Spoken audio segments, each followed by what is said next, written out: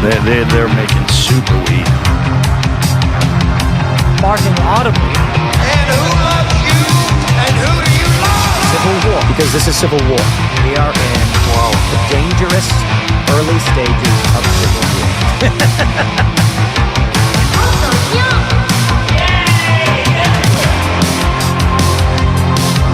Wow, this is a freak show. Yes. All right. Live from the new kingdom. It's the OBDM podcast. Now, here's your hosts, Midnight Mike, Joe, and Gretchen. Nibble my ear. Nibble my ear. What has God forsaken me?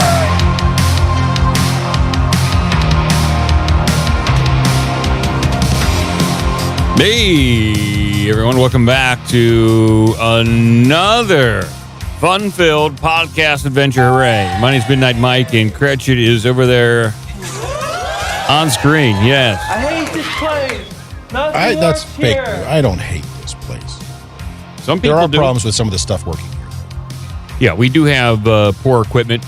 We don't have the top-notch facilities like other people, but we're working on it. We only have $500,000 computers, not $10 million ones like Fox News and people. That is correct. What is a $10 million computer, you think? Oh, God. You would have to, at this point, assume quantum, something quantum, very quantum. We're talking D-Wave, you know. We're talking Kraken codes. We're talking crypto ciphers. We're talking zeros and ones across the board. You see what I'm saying?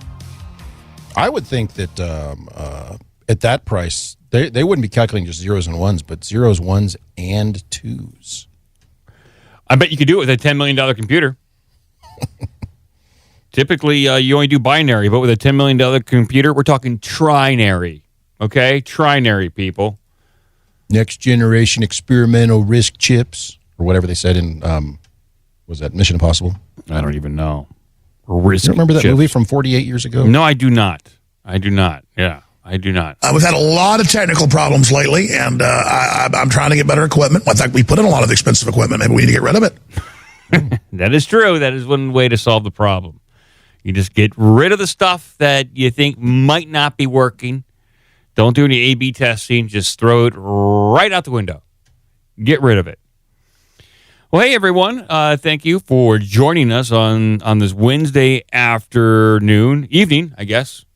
It is May 14th, 7:05 p.m. Eastern Time.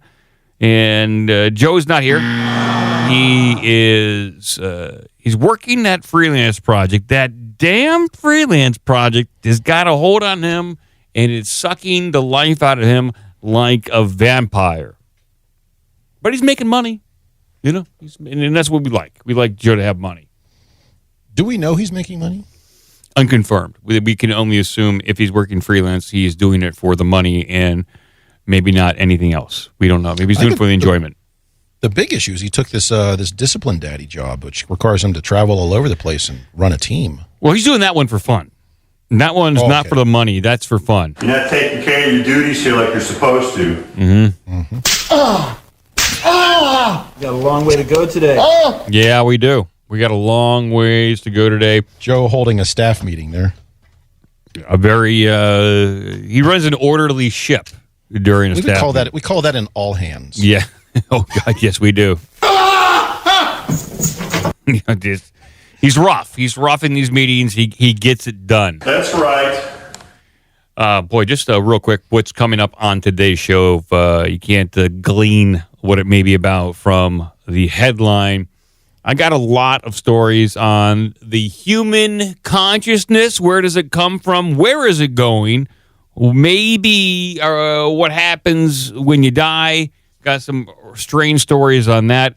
Definitely some unconfirmed and unprovable things, but I will indicate that before I read those stories. Also, we've got some top headlines here. You wrote a song, that punk song, Cratchit, right before the show about that big gift that Trump got from Qatar. That was what Yeah, your I saw that you had that on your list. I don't know what your take is on it, or if you fell for the propaganda, but I fall for every piece of propaganda, so it all balances each other out. You know, if you believe every piece of propaganda, it's all even. You know, it all works itself out. Is that how that works? So, well, yeah, I think so. We'll dive into that maybe a little bit. At least read the headlines, and there's just a whole bunch of other things that we got going on. And North Korea back in the headlines again, so that's a big thing. I'll tell you why. I'll tell you why North Korea is coming back in a big way. Is it because they're following Biden around, tracking when he leaves droppings?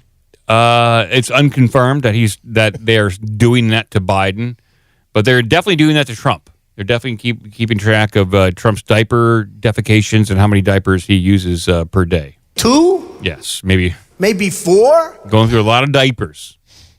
I thought it averages out higher than that. Maybe. Yeah, we don't know. Don't believe the 5.6. But before we get to all the news and all the fun and all the shenanigans, we got to clean some house here with Alex Jones Clips of the Week.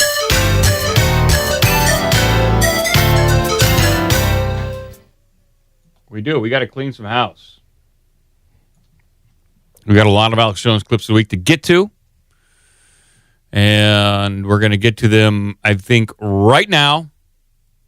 I'm going to put it through my 10-band EQ.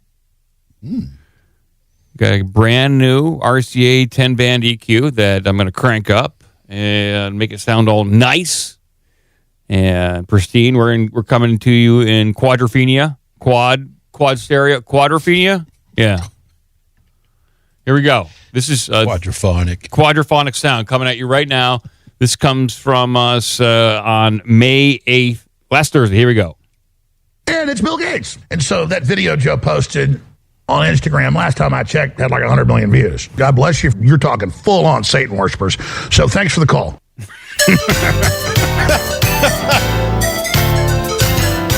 Thank you for the call on that one. Yeah. All right. We're going to go to, I guess he was out possibly Friday, so we're going to go to Monday. Here we go. And Joe's talked about that. I'm gushing. I'm excited. It's amazing. It's a load of crap. Just cut to the meat and potatoes of this. My goodness, because everybody knows that 10 is bigger than 30. What? You heard it here. You heard it here first. 10 is bigger than 30. Now, we don't have the context on these clips, and we can only assume that what he's saying is correct and in proper context. So, I'm gushing. I'm excited. It's amazing. That's great.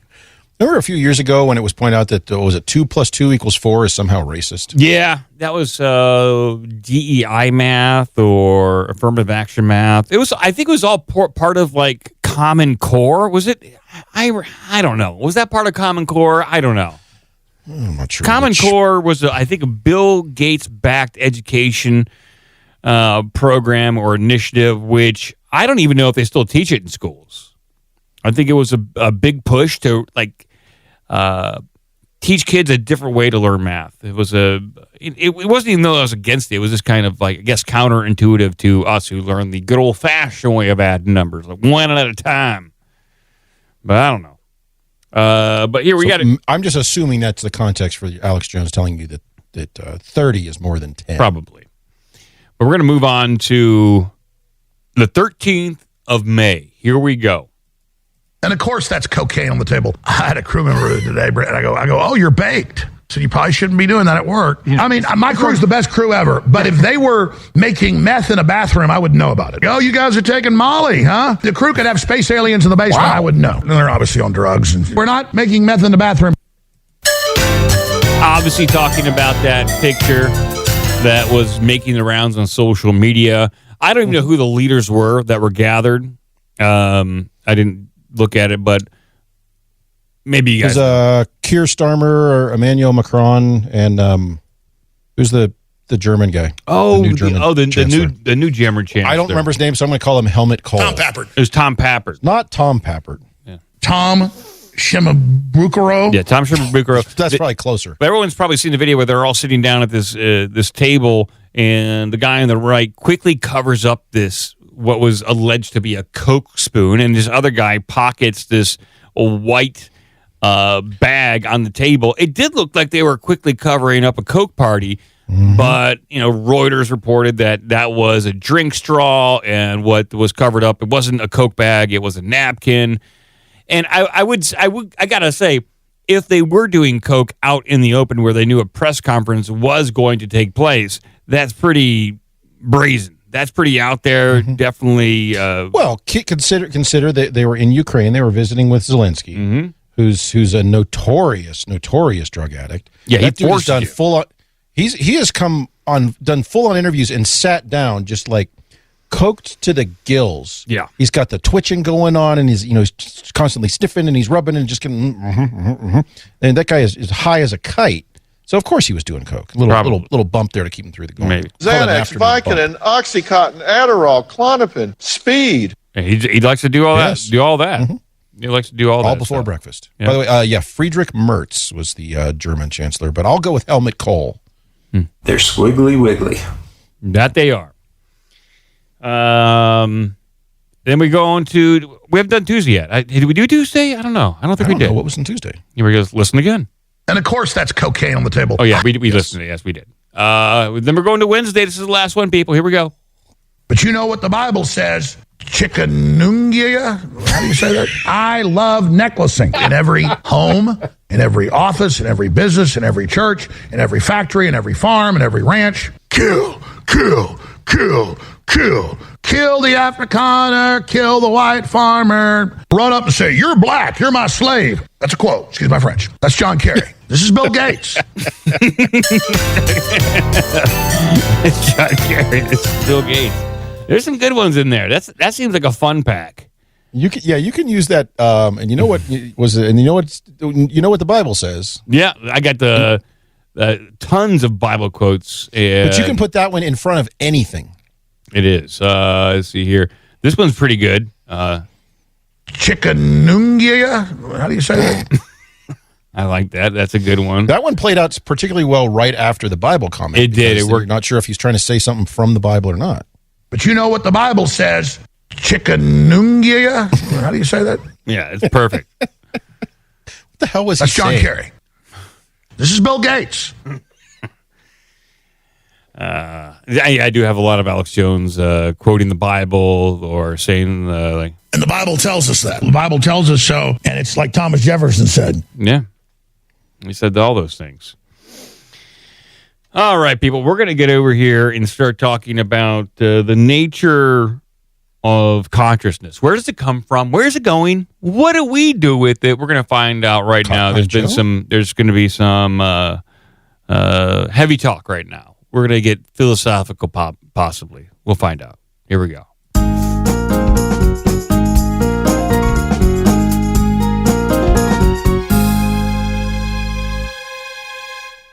All right. So I got a few headlines here. Just coincidentally, most of these headlines came out within the past week or two. And so I'll read them down. These are all kind of like very similar in scope.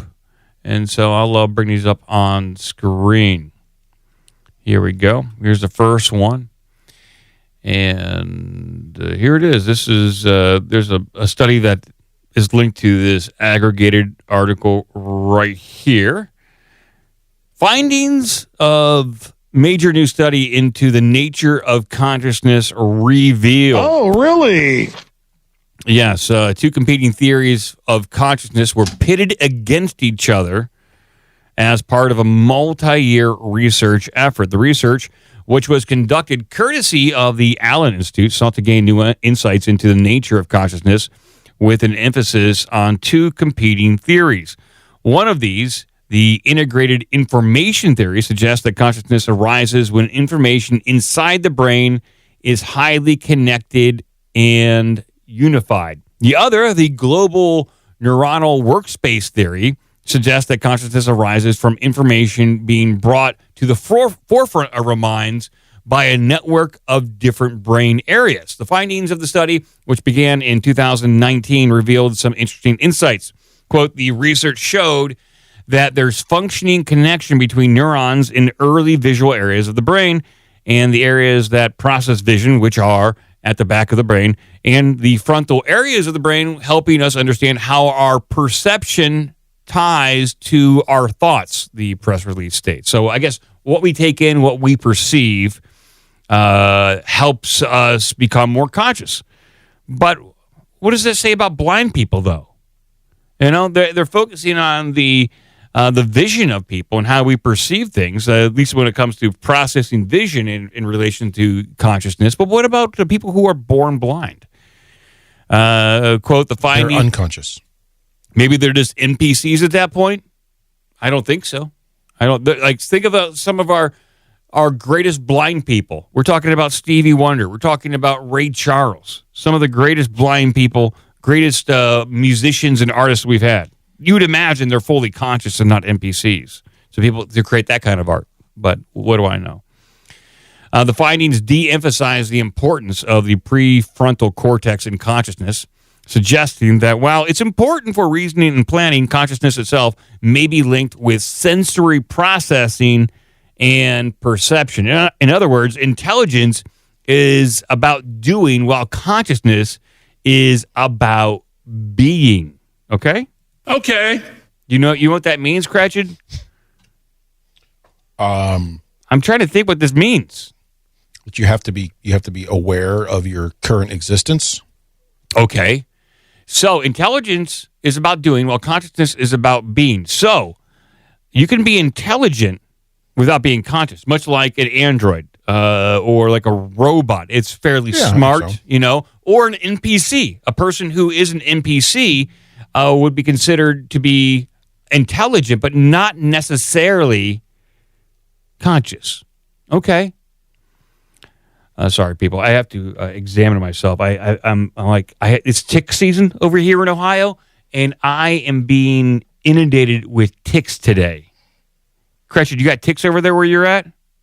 No. Okay. It was snowing today. What? Seriously? Yeah. This is bullshit.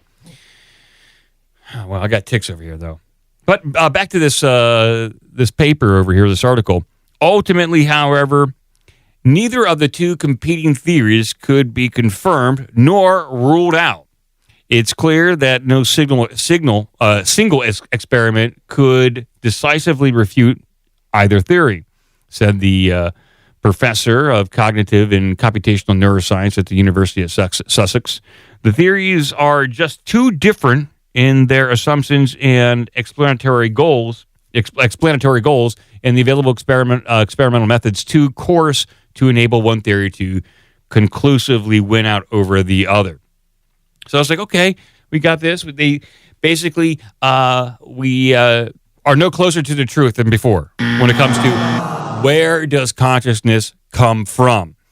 They have some interesting ideas. They think it's about most interacting with our environment, whether you think this environment is real or some sort of computer simulation. Doesn't matter. You observing it and interacting with it could, in and of itself, by you doing that, give rise to consciousness in some way.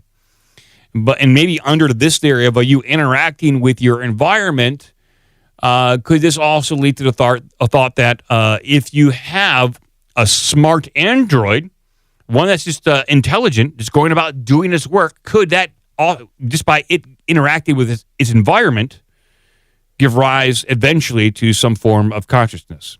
Isn't that the concern, though, that if you make an artificial creation, an artificial being, an artificial whatever, intelligence, and to your earlier comment that it's smart, it's capable of reason, it's capable of logic, but it's not conscious. Yeah. If as that intelligence increases, at a certain point, it's going to cross that threshold, become self-aware, gain consciousness, and then immediately attack Russia with nuclear weapons, knowing that its counterstrike will wipe us out. It's possible, and that's the premise of Skynet in the Terminator series.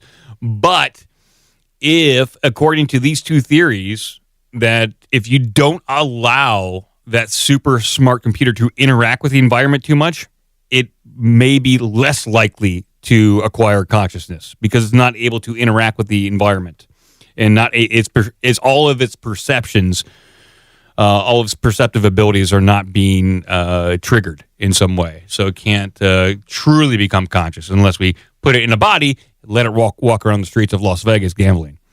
That's where you start to become conscious.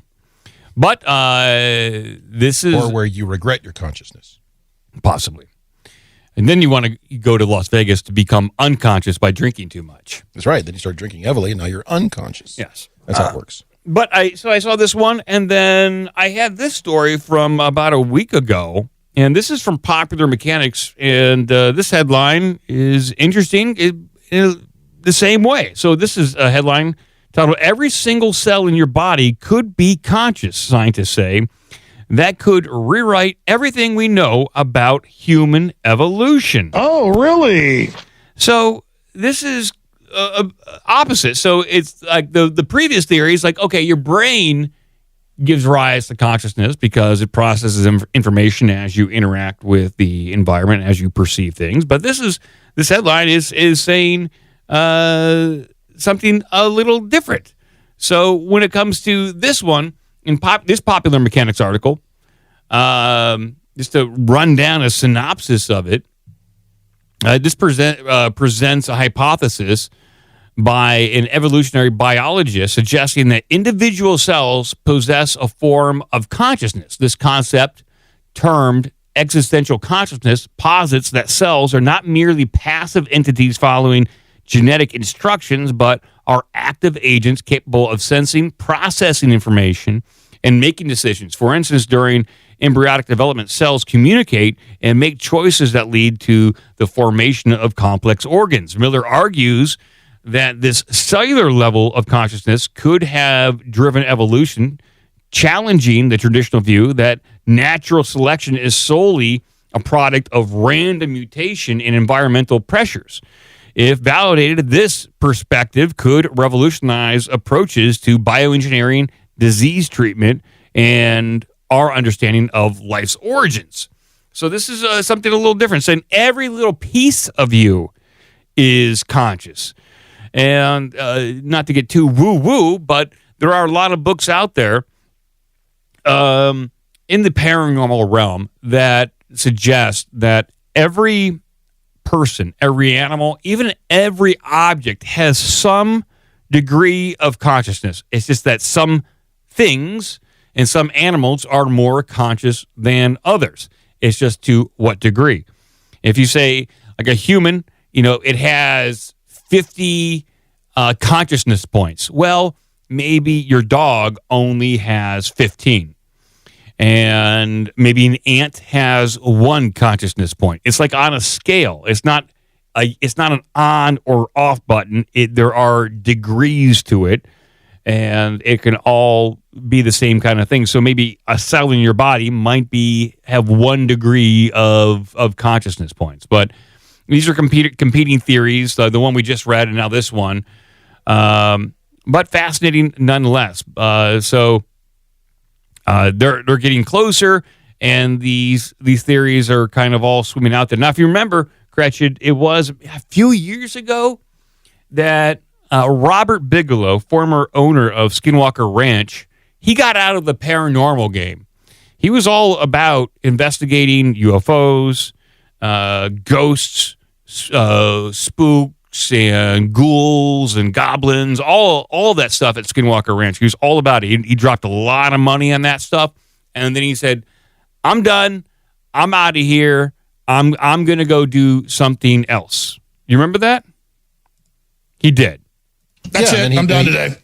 He ran a contest, didn't he? He did. He ran a contest, an essay contest, where I believe the winner got $100,000 in a gift card to Arby's, and he partially used gift card. Yeah, it was only he got some curly fries while he was there. And I think the essay contest was about life after death, and he also I think he had another essay contest about the nature of consciousness.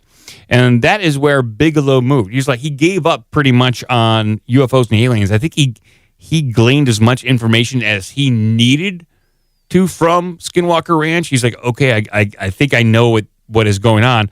I'm moving on to life after death and consciousness. One, because he had, I think, a number of people in his family die. So he was very curious to see if there was life after death, because he hopes to see them one day. He's very sentimental like that, and he loved his family dearly.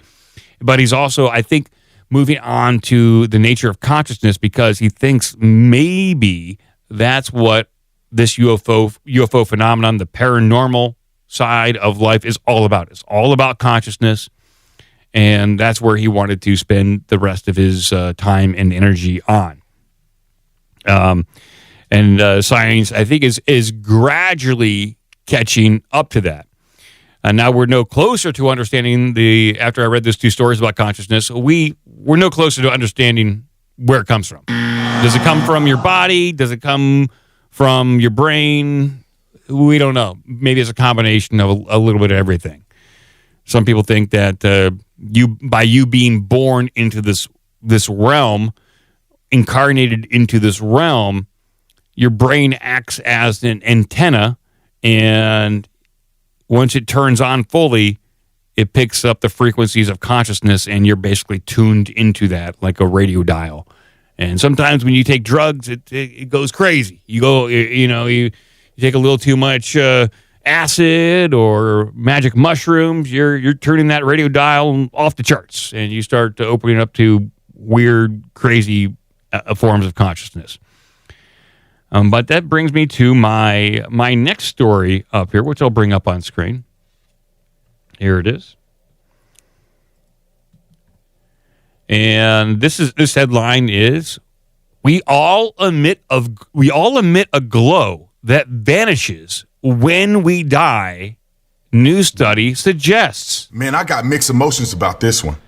Yes. So when it comes to consciousness, well, where does your consciousness go? Where does your spirit go when we die? Well, maybe we'll find out here.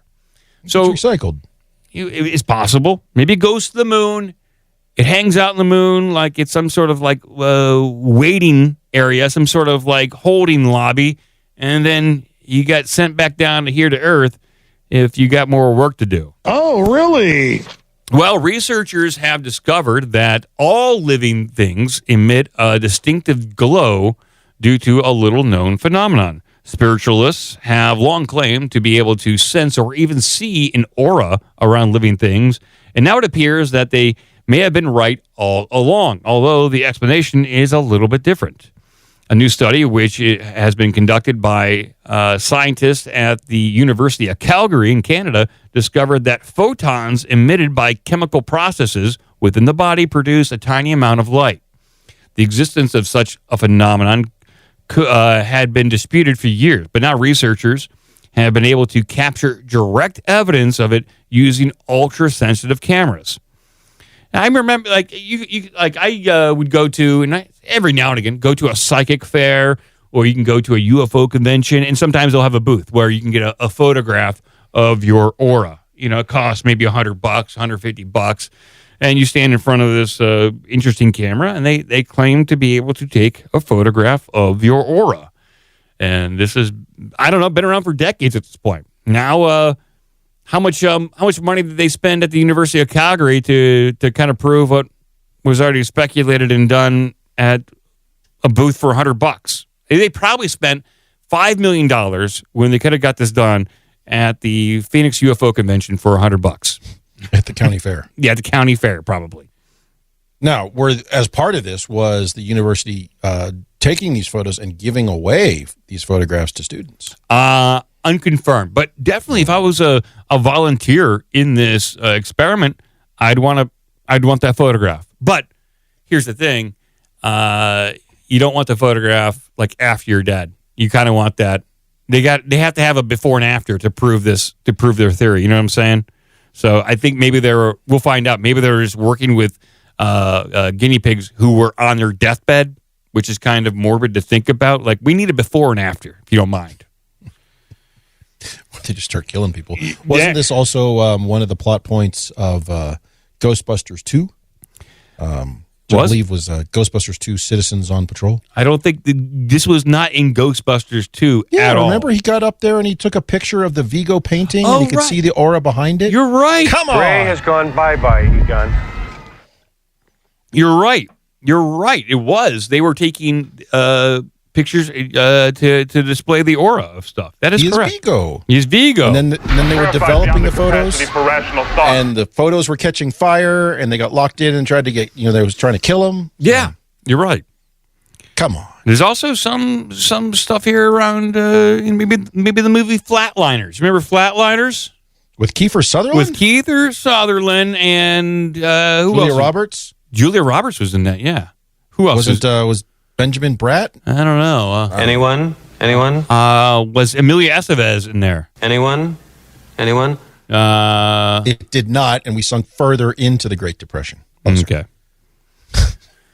Well, how did they do this? So the existence of this phenomenon has been disputed for years, but to prove this and to get the results to achieve this, they photographed mice in the dark with an hour-long exposure.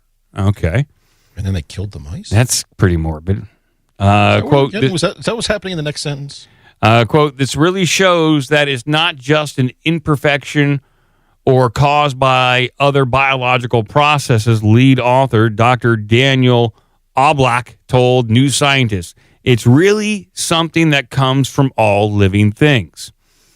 The fact that ultra-weak photon emission is a real thing is undeniable at this point. The researchers also recorded the same phenomenon in leaves, even after they were cut from a tree. They also found that the glow was brighter when damage activated the plant's repair system. In mice, however, once the animal had died, the glow stopped. Quote, this shows in a very clear way that the UPE is associated with being alive.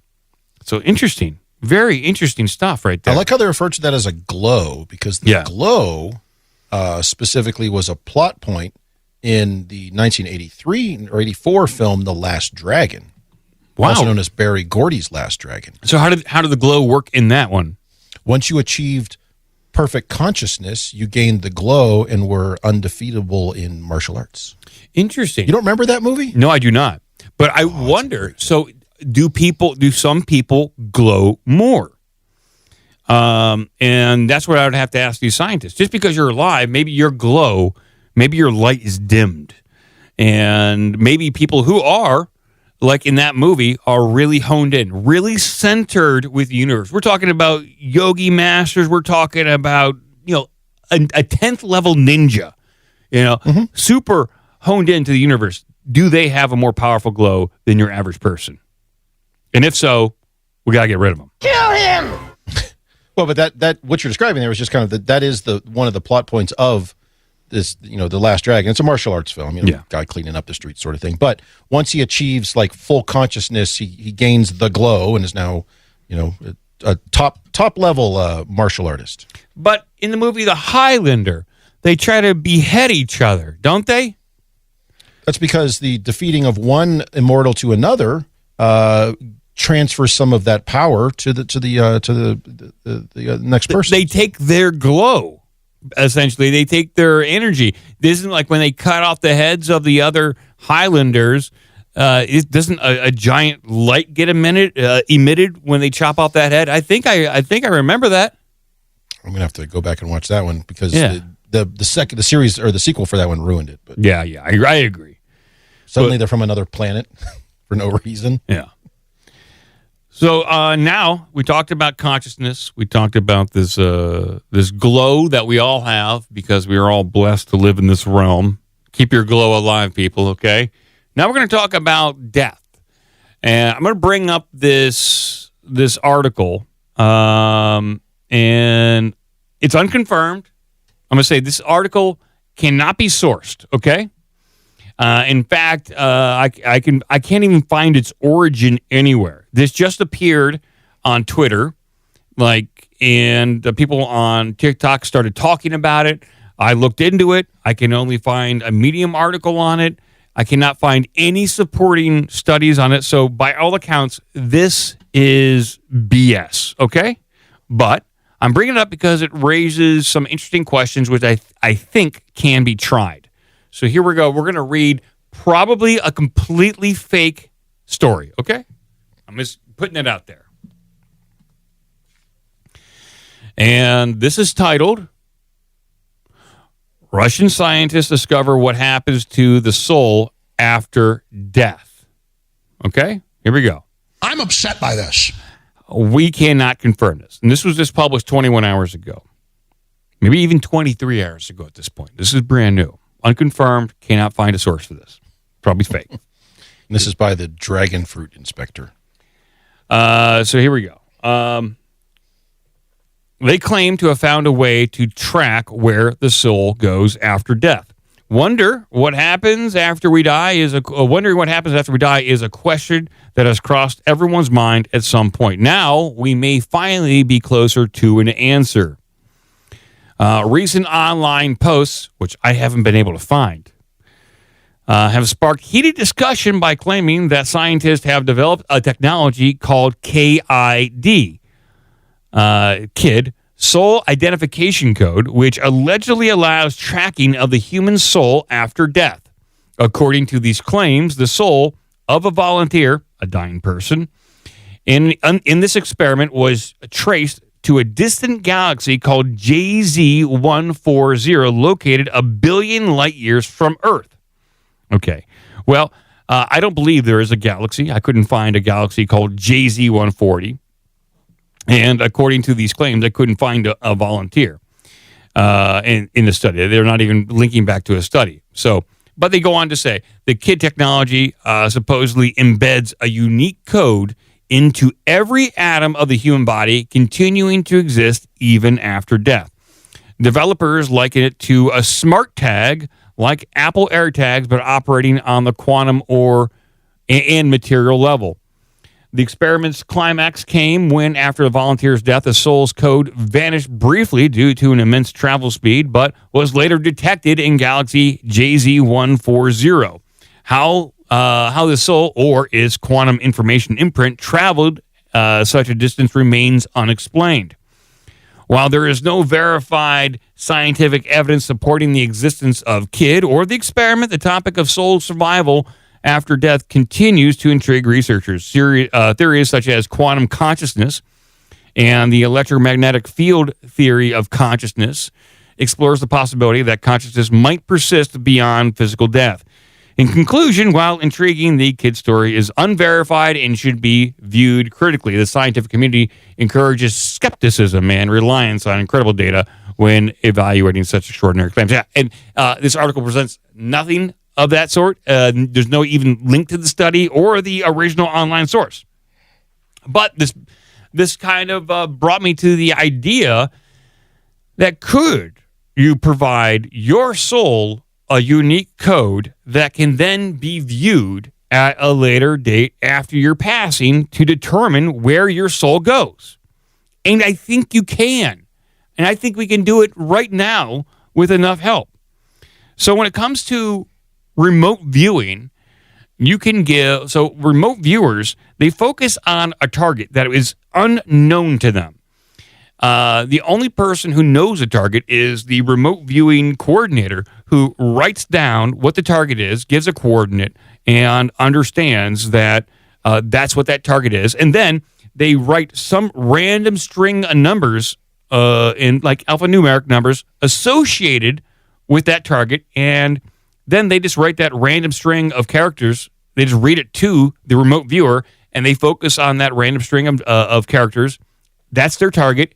Then they can view the target, which would be, in this case, a soul. So if we were to give Cretched's soul a random string of characters, we would give that to a remote viewer. So when Cretched dies, God forbid, but then we would know, we could use remote viewers to see where that soul goes. But it's got to be done, probably someone who's close to death at this point, and figure out where it goes.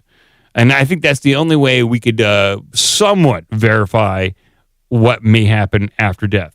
If you believe remote viewing, which I do. How close to death do I have to be for you to get my code? Well, your soul would have to leave your body. So we would have to see your glow fully dim. Okay? Well, I'm going to tattoo on myself what I want my code to be. Freak them out. Yeah, someone in the frightening me in the chat says Remember when people were detecting MAC addresses in cemeteries during the pandemic? Yeah. I do not remember that.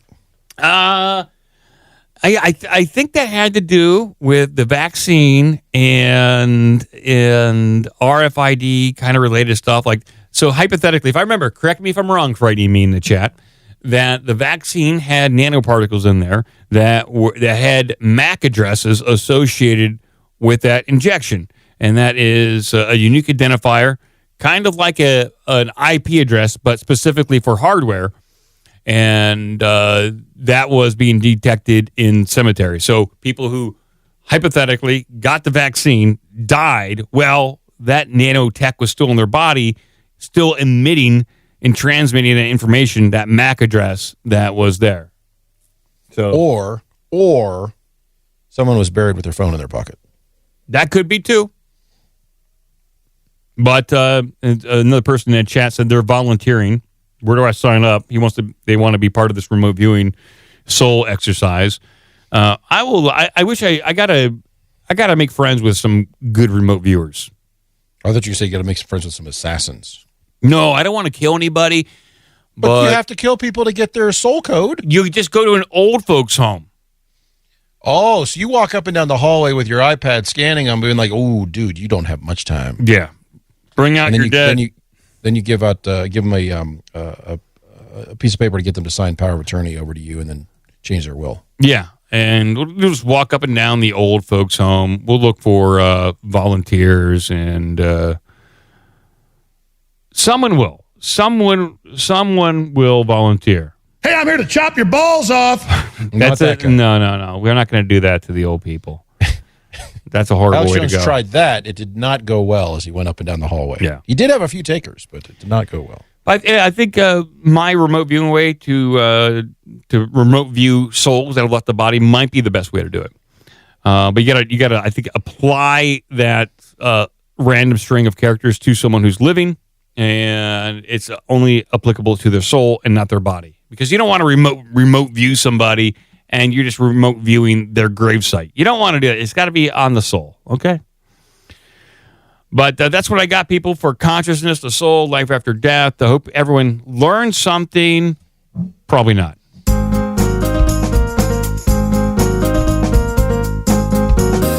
I learned that we had to go rewatch Highlander, Flatliners, The Last Dragon, Ghostbusters 2. Did we get any other ones in there? I think that's a good list. I mean, that's a fun afternoon. So we hit all four of those in 45 minutes. That's a really fun afternoon. Kind of showing our age here, but that's okay.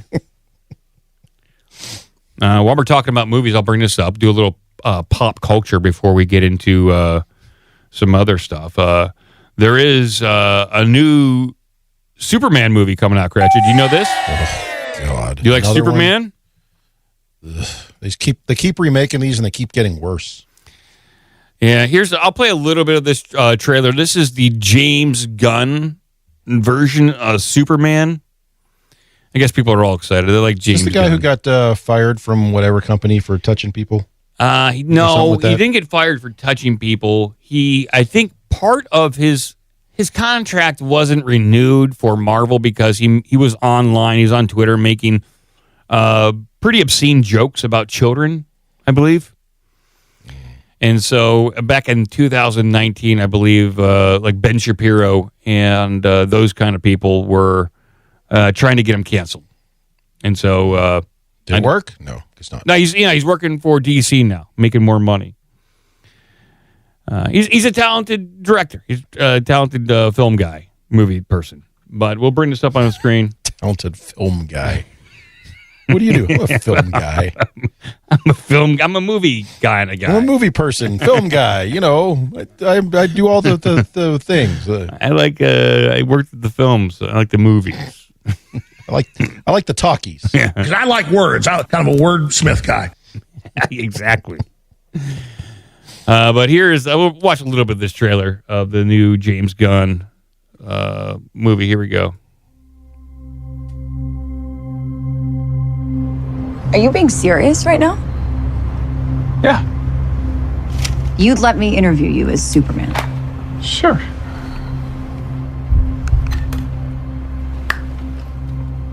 Ready? Let's do it, Cronkite. Superman. Miss Lane. Recently, you've come under a lot of fire for what some might. A lot of fire. It's a lot. Today, the Secretary of Defense said he was going to look into your actions. That's funny. My actions? I stopped a war. Maybe. Not maybe. I did. In effect, you illegally entered a country. This is how you're gonna be? I'm not the one being interviewed, Superman. Did you consult with the president? No. You seemingly acting as a representative of the United States. I wasn't representing anybody except for me and doing good. I would question myself in the same situation and consider the consequences. People were going to die.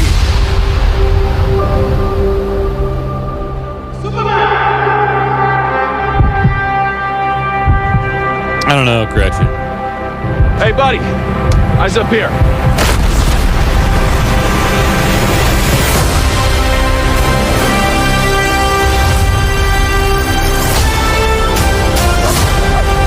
Super Dog. Robots. Your Lex choices. Luthor. Your actions. I don't know, Gretchen. I don't know about this. I look forward to watching that on an airplane in 4 years. I don't know about this. Wait, let me rephrase. That's not fair. I look forward to watching that on an airplane on a long flight, and then I fall asleep about 10 minutes in 4 years. Yeah, I'm not sure about this one. I mean, I know there's some real hardcore, like, Superman fans out there. I'm not one of them. I'm more of a Marvel X-Men kind of guy. What happened to the last guy? He didn't want to do it anymore. Like, the last Superman I thought was pretty good. Like, this guy doesn't strike me as very super or very man. Or very man. No, I don't. He's like the opening seemed kind of whiny. He was having to be very defensive about his decisions you're making, trying to save people. So I don't know. Sounds like a lot of malarkey, but that's coming out. It's coming out in IMAX theaters July 11th, and either this is going to be the film that saves the summer, or it's going to be the one that sinks all superhero movies moving forward. Because I tell you what, the superhero genre is not doing too well. Well, it doesn't help that there's another superhero movie every 15 minutes. Yeah, doesn't help at all. But yeah, that's what Marvel's realizing, and unfortunately, DC, that's all they got. That's what they specialize in is superhero movies. Marvel also that, but they're under the Disney umbrella, so they don't have to create as much. But they are. Yeah, but didn't Marvel or Disney or one of the two? I'm not sure which. They announced like 27 more Marvel movies. Yes. And then between now and then, this was several years ago, they've realized that every movie they've made since, what's his face? The Iron Man guy, what's his name? I can't think of it. Robert Downey Jr. and Infinity Ever since Endgame. he left, they were like, these are all garbage. Yes. These are terrible. People don't like it. It doesn't work when people don't like our movies if we simply call them racist. That's only worked a couple of times. So now they have to go back and actually make good movies. What Marvel Studios and Disney have confirmed is that they have made too many low-quality movies. Too many. They basically have diluted the franchises and the characters. They've just done it too much. I think it's too much. Yes. They're going to go with a less is more moving forward after, the next 5 movies. Then they might roll it back. We'll see.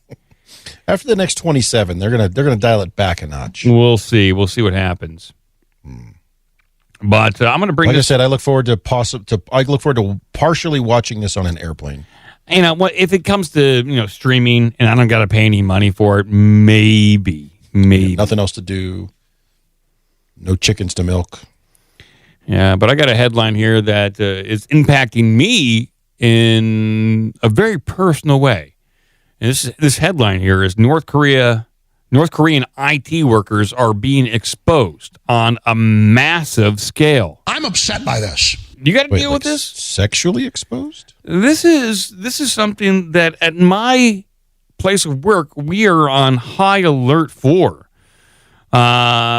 here's just a sub-headline here. Security researchers are publishing 1,000 email addresses they claim are linked to North Korean IT worker scams that infiltrate Western companies, along with photos of men allegedly involved in the schemes.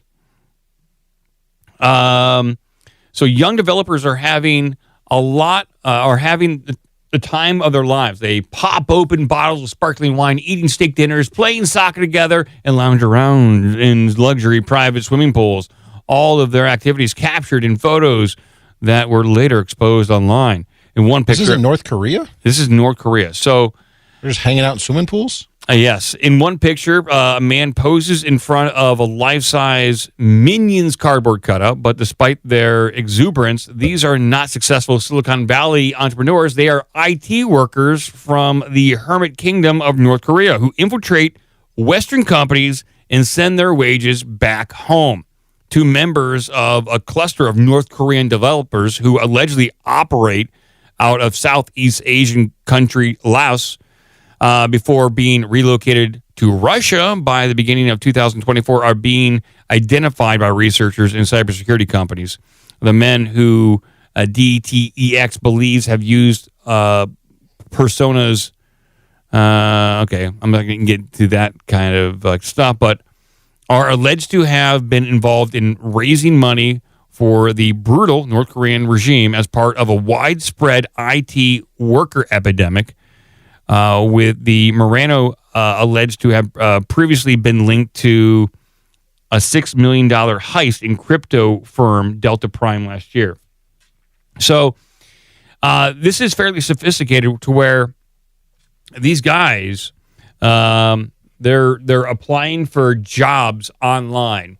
And some of them will fake their IP address. They'll basically try, give the illusion that they are American workers. They'll apply for jobs. They'll get hired on as American workers, but really they're working remote out of someplace else. And they are infiltrating. They're using all their technical know-how, which they're probably pretty savvy. And they pass the interview. They pass HR. And they get into technical positions with all the authentication and all the know-how of how the company runs. And then in this instance, they're just using that salary to funnel it right back to the regime. But it also would allow them a foothold into tech companies to just hijack it and maybe even hold it for ransom. An insider threat scenario. So my company is trying to combat this right now, coming up with strategies of what questions do we ask these new hires? It's been proposed, do you ask questions or do you ask them to say something derogatory about the dear leader? I was going to say, go right at Kim Jong-un. Yeah, so we have to do things like this. And some of the techniques that they're using to get hired is real-time AI, face masking. So in order to not appear Korean, they might have a webcam and the software just kind of lightens up their skin tone, and they really work on their accents. They can even use AI voice to change their accent. So it's very sophisticated. And they're really going for it. And it's just not North Korea doing this. This is also China doing this kind of stuff, Russia doing this kind of stuff. And it's just all over the place. It's just, I never thought this would be a big problem. But this is not even a new story. This story came out not but a week or two ago. But this has been a problem for a while now. So here's an older story. Well, I had the one a few weeks ago of the guy who... using AI to during his interviews, an AI filter. Yes, because he was clearly asking somebody off camera the answers, and then he kept closing out the video and kept saying, "Oh, my camera's not working" or something. Yeah. So here's another one from Axios from last year, right around this time. So this has been bubbling up for a while, and it's just now in the cybersecurity realm. I guess it's really popping right now. So. Just wanted to bring that up. Kind of funny, but also kind of sad. I mean, I'm also wondering, there's a similar phenomenon going on, and it gets misrepresented. that these people who take 2 or 3 different full-time jobs, leveraging the same sort of techniques of filters and AI and video calling and whatnot, whether that's for possible espionage or whether it's just people who are like, oh great, I can work $300,000 jobs. Yeah. But if you're that bad at determining what's going on with your staff, then maybe you don't need a job either. So it's possible. Yeah, and then you deserve to get hacked by North Korea. Managing one job is tough. I can understand you wanting to juggle like 2 full-time jobs. You think you can do it remote, but for any type of job that demands your attention, it's not worth it. It really isn't. Or you just, you're doing 2 shitty jobs. That's what you're doing, and you'll probably wind up getting fired. Like many remote workers. Yes. It can happen. There is definitely quite a problem with remote work and people just not doing shit. Mm-hmm. I wish I was one of those people. I'm looking to be one of those people, but I just can't. That's what should say that in your next performance evaluation, that you aspire to be one of the people who can do jack shit and get paid for it. Yeah. That's what I'm looking to Granted, do. I mean, I see people like that in my office. I walk down the hallway and there's people in their offices. There's people there, I don't know what they do. They don't seem to have any actual responsibilities. Don't seem to have anything they actually have to do. There's no deliverables. Must be a great job, whereas, there's me working 50, 60 hours a week, get stuff done. I still don't have enough time to get everything done. Yeah. Go back to work. Exactly. Yeah, people don't like their jobs. That's what we're learning. People do not like their jobs. I love my job. Well, I like my job too, but the people it's about 25% more than one job. I'm talking about the people who aren't working, Gretchen. The people who are just like not working. They probably don't like their jobs, right? No, I think most of them are just lazy pieces of shit. So, okay. It's like when you have someone go into, whether it's a private company or you go into a government agency and you lay off tens of thousands of people and nothing changes. It makes you wonder, what were all these people actually doing? Yes. Well, the story came out this year. There were a bunch of layoffs due to the Doge stuff, a bunch of layoffs at the IRS. And yet in the same amount of time, the IRS processed more tax returns than they had previously. So how are they processing more tax returns than last year? I don't know. With fewer people. I don't know. It just makes you wonder. My job sucks. Anyway, well, it might. My 2 cents. It might not matter too much because of this next story here. Gravity could prove we're living in a computer simulation, a new theory suggests. Oh, really? Uh-oh. Oh, yes. This was just published on the 13th. So this is a fresh. That's yesterday. Hot off the presses, people. Brand new theory here, okay? We have long taken for granted that gravity is one of the basic forces of nature, one that the invisible threads that keep the universe stitched together. But suppose that's not true. Suppose the law of gravity is simply an echo of something more fundamental, a byproduct of the universal operating under the computer-like code. And that is the premise of my latest research published in the Journal of AIP Advances. So this is this author talking, not me. This is they're publishing stuff on. Published something. This is Melvin M. Vopson. Ooh. So this is Melvin's theory, not mine. This series. Where's this article? What's this one called? It is called. I got it. Gravity from Gizmodo. This theory suggests that gravity is not a mysterious force that attracts objects towards one another, but a product of an informational law of nature that I can call the second law of infodynamics. In this notion, it seems like science fiction, but one that is based on physics and evidence that the universe appears to be operating suspiciously like a computer simulation. In digital technologies, right down to the apps in your phone, in the world of cyberspace, efficiency is the key. Computers compact and restructure their data all the time to save memory and computer power. Maybe the same is taking place all over the universe. Information theory, the mathematical study of quantification, storage, and communication of information may help us understand what is going on. Originally developed by mathematician Claude Shannon, it has become increasingly popular in physics and is used in a growing number of range of research areas. So let's see if we can get down to the nitty-gritty of this. Let's see here. No, we can't. It's just too. It's just too much. It's just too much, people. It's just too much. There's a lot here. What's a conclusion? That's what I was trying to get down to. The conclusion. The last few sentences here. Let's see here. This says, by deriving Newton's law of gravity from the information theoretic considerations, this work supports the view that gravitational attraction arises due to fundamental drive to reduce information entropy in the universe. So the universe hates entropy. To get rid of entropy, which is fundamental randomness, things collect together both physically but also informatically, so you get a cohesion of theories.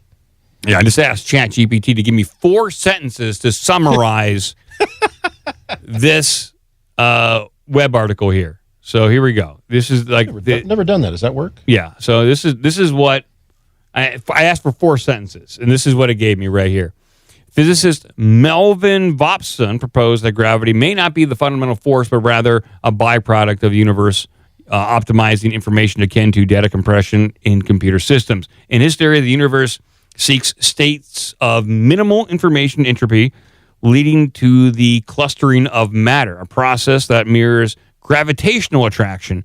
This perspective suggests that space consists of discrete cells of information similar to pixels, and that the universe operates under computational principles.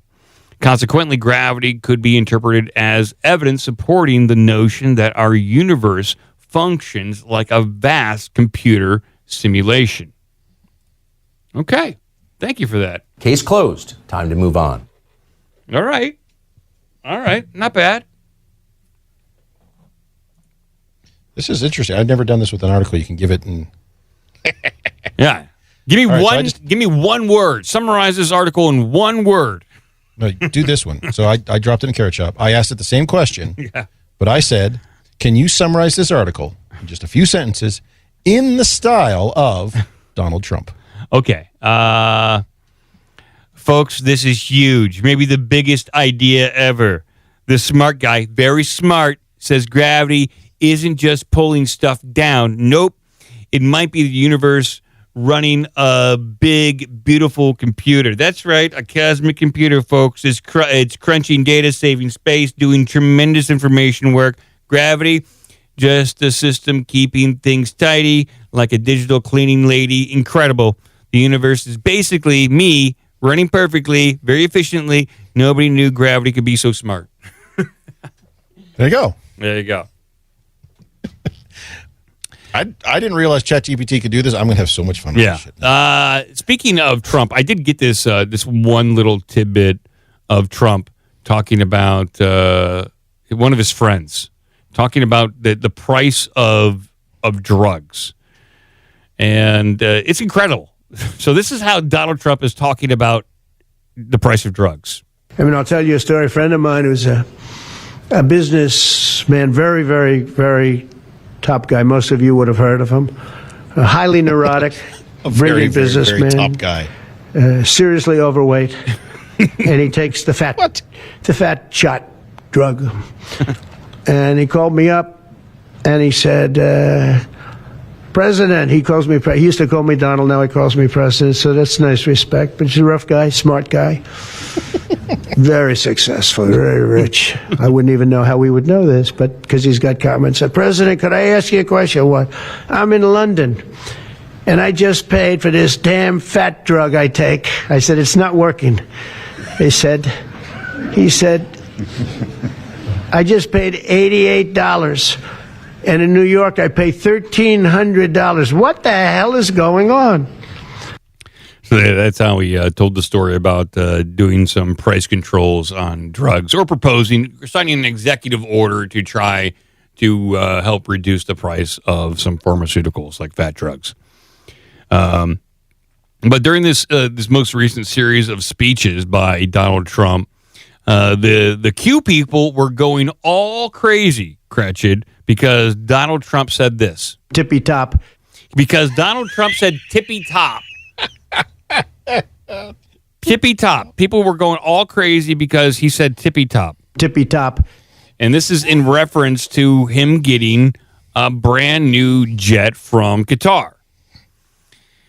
And the Q people think this is some sort of message that this is very important.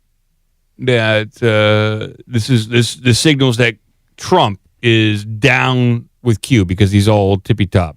Tippy top. Is tippy top a Q thing? Yeah, I think so. I'll look it up real quick. Okay. By the way, so we got a request in the chat from a good friend of the show. Where the hell did it go? Uh-oh. Anyway, good friend of the show, Charlie Robinson from Macroaggressions.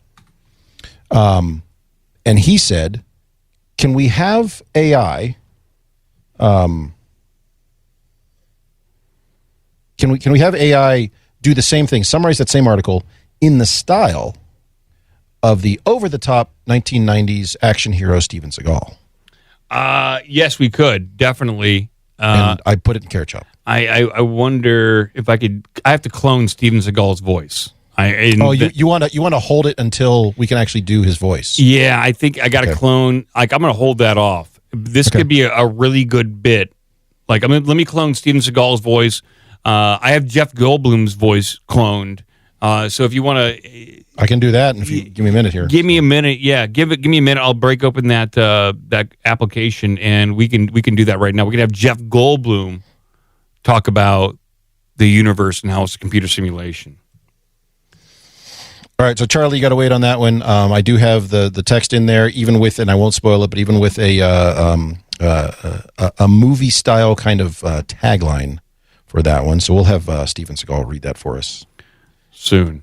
Not this episode. I got to get a really good clone of his voice. Okay, you got your Jeff Goldberg lit up? Yeah, Jeff Goldberg is ready. There's your Jeff Goldberg, the bottom one. Okay. Under where it says Steven Seagal. Yep. Here we go. This is but you got to play, that's Jeff Goldberg. I will. I got that ready. Here we go. This is Jeff Goldberg talking about the universe. Here we go. It's generating right now, people. So imagine, right? Gravity. It's not just gravity. No. It's information. It's the universe computing itself. Yes, like a giant cosmic algorithm. Doing a little bit of data compression, saving on entropy, making it tidy, very tidy. And dandy, apple. Sorry, applery. Was that you? No. When? Falls. Maybe it's not falling. Maybe it's being organized, curated by a system. That's smarter than we thought. Very elegant, chaotic, but with purpose. Wow. There we go. Yeah. What the hell happened there in the middle? It kind of lost track of what was going on. So. But here's the Q post. I'm glad I know we can do this now, and this will ruin so many news stories. It will. Thank God. But yeah, this is the tippy top Q post that everyone's going crazy about. Tippy top. And this is posted back in 2018. It's 2025 now, people. And they're like, hey, get Trump to say tippy top, and we'll know that Q's real. Tippy top. So yeah, 7 years later, and it's proven it for you? Bullshit. Tippy top. But, yeah, it's bullshit, people. But this all comes back to Trump and Qatar and his brand new, beautiful jet that was given to him. I'll bring this up on screen. So, you want to play the punk song about it? Maybe we should. Yeah, you know what? We probably should play the punk song about this. I'll just read the headline real quick so people know what we're talking about. But, turning Qatar's gifted 747 into Air Force One will be anything but free. And Trump rightfully said only a stupid person would turn down a free Qatari jet, but transforming it into Air Force One for a few years of service doesn't sound realistic. Yeah, you'd imagine they'd have to go over that thing with a fine-tooth comb, make sure it's not bugged and all that kind of stuff. And it might not even be worth it in the long run. Well, first of all, one of the things that the people who are all apoplectic about this, who are all heading over to their fainting couches, who are all putting on an extra string of pearls they can clutch, the plane is not going to simply be put into use as a government plane immediately. It has to be taken over to, there's all these contractors who are going to crawl all over this thing. They have to harden all the systems. They have to rip all the shit out. It's a multi-year process, which is why Trump's always complaining about how far behind the new Air Force One is. Yeah. So this is not something that's going to happen. He's not just going to start using it. It can't act as Air Force One, even one-to-one right now, because it doesn't have the communication capabilities. It doesn't have the appropriate layouts. It doesn't have the appropriate avionics and flight systems. There's all sorts of work that has to go into it. So the fact that people are just like, he's going to take a Qatari airplane, it's going to be bugged, they're going to hear everything we're saying, he's going to be run by Putin or something through his magical airplane's golden toilet, it's not going to happen. None of this shit is even realistic. And the fact that folks are all bent out of shape, these pinch-faced, blonde-haired women on TV, all acting as if this is the end of the world, because they need some sort of faux outrage to complain about this week, they are openly showing their just straight ignorance of the process. We got a lot of milk. That is and true. They do have a lot of milk. Yeah. Food, bacon, ham. That comes apples. on the plane. Yeah. So, he said this is going to be tippy top. Tippy top. And he's excited. He's probably he might not be able to ride around on it, but definitely it might be at the parade. We'll see. You got a picture of this plane? Is there a picture floating around of this thing? No, I didn't look into it. Yeah, okay. It's a non-story, but I guess I'll. Yeah, if you want to find a picture, it's kind of. People like pictures. 747 Qatar. Seriously overweight. Yeah. Big fat guy. Big fat guys. Yeah. The Gulf of America. That's a good one. I like that one. That's a good one. It's being operated by China. It is. Actually, and also looking at this plane, assuming this is the correct type of plane, this is a different configuration 747 than they normally use. So I don't know if this one would even be used as Air Force One. You could use it for target practice. It's just for the tippy tops. Yeah. Just the tippy top of it. Tippy top. Here is I don't know if this is it. Okay. This bothers me because there's a lot of photos floating around. Here is a photo. All right, just give me a photo of a plane. It could be a biplane. It could be a Learjet. I don't care. I just like looking at planes. My mother used to say, I love trucks. I love trucks. People know this. My mom said I always love trucks. My mother would say, you love trucks. I do. You love planes, too. That's a good-looking plane. I can see him flying around in that thing. Look at that guy. Would you say that plane is tippy top? It's tippy top. He's a massive guy. It's a big guy. Yeah. It's just massive. Current Air Force One, which I believe dates from George H.W. Bush, I think, is a VC-25. That's the government designation for a 747-200 series. This is a 747-800 series. Oh, 800. Wow. I don't know. It says the new one will be based on the new ones they're working on now would be based on the 8I, which is the intercontinental version. So God only knows. Oh, wow. Yeah. What do you think, Joe? He likes it. Right. Mm-hmm. All right, we're going to move on. I got some more headlines for people. Some very important news that I think you're going to need to know about when you're at the water cooler tomorrow at work.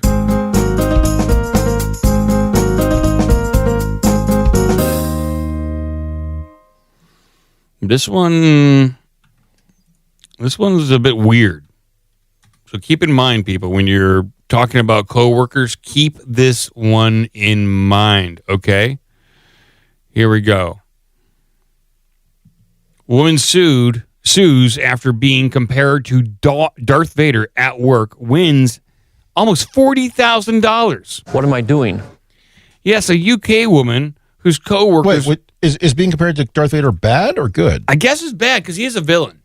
You know? Is he, though? Yes. He kills multiple people. He assisted in destroying a planet. No, he didn't. Yes, he did. He did assist in destroying Alderaan. He stood there and watched. Yes, he did. Get in front of Grand Moff Tarkin? He did not do anything to stop it. He shot at multiple rebel pilots. He cut down Obi-Wan Kenobi. You remember that? I'm getting too old for this sort of thing. Oh, so you did Darth Vader did him a favor by cutting him down? I don't think so, pal. He is a villain. If he struck him down, he'd become more powerful than you could possibly imagine. So What? Well, a UK woman whose coworkers compared her to Darth Vader after taking an online personality test on her behalf has been awarded £30,000 in damages. Yoda's all about that. Yoda's all on board. Yeah, he likes this. How do I get this test? I'll Vadered up for $30,000. Compare people to me.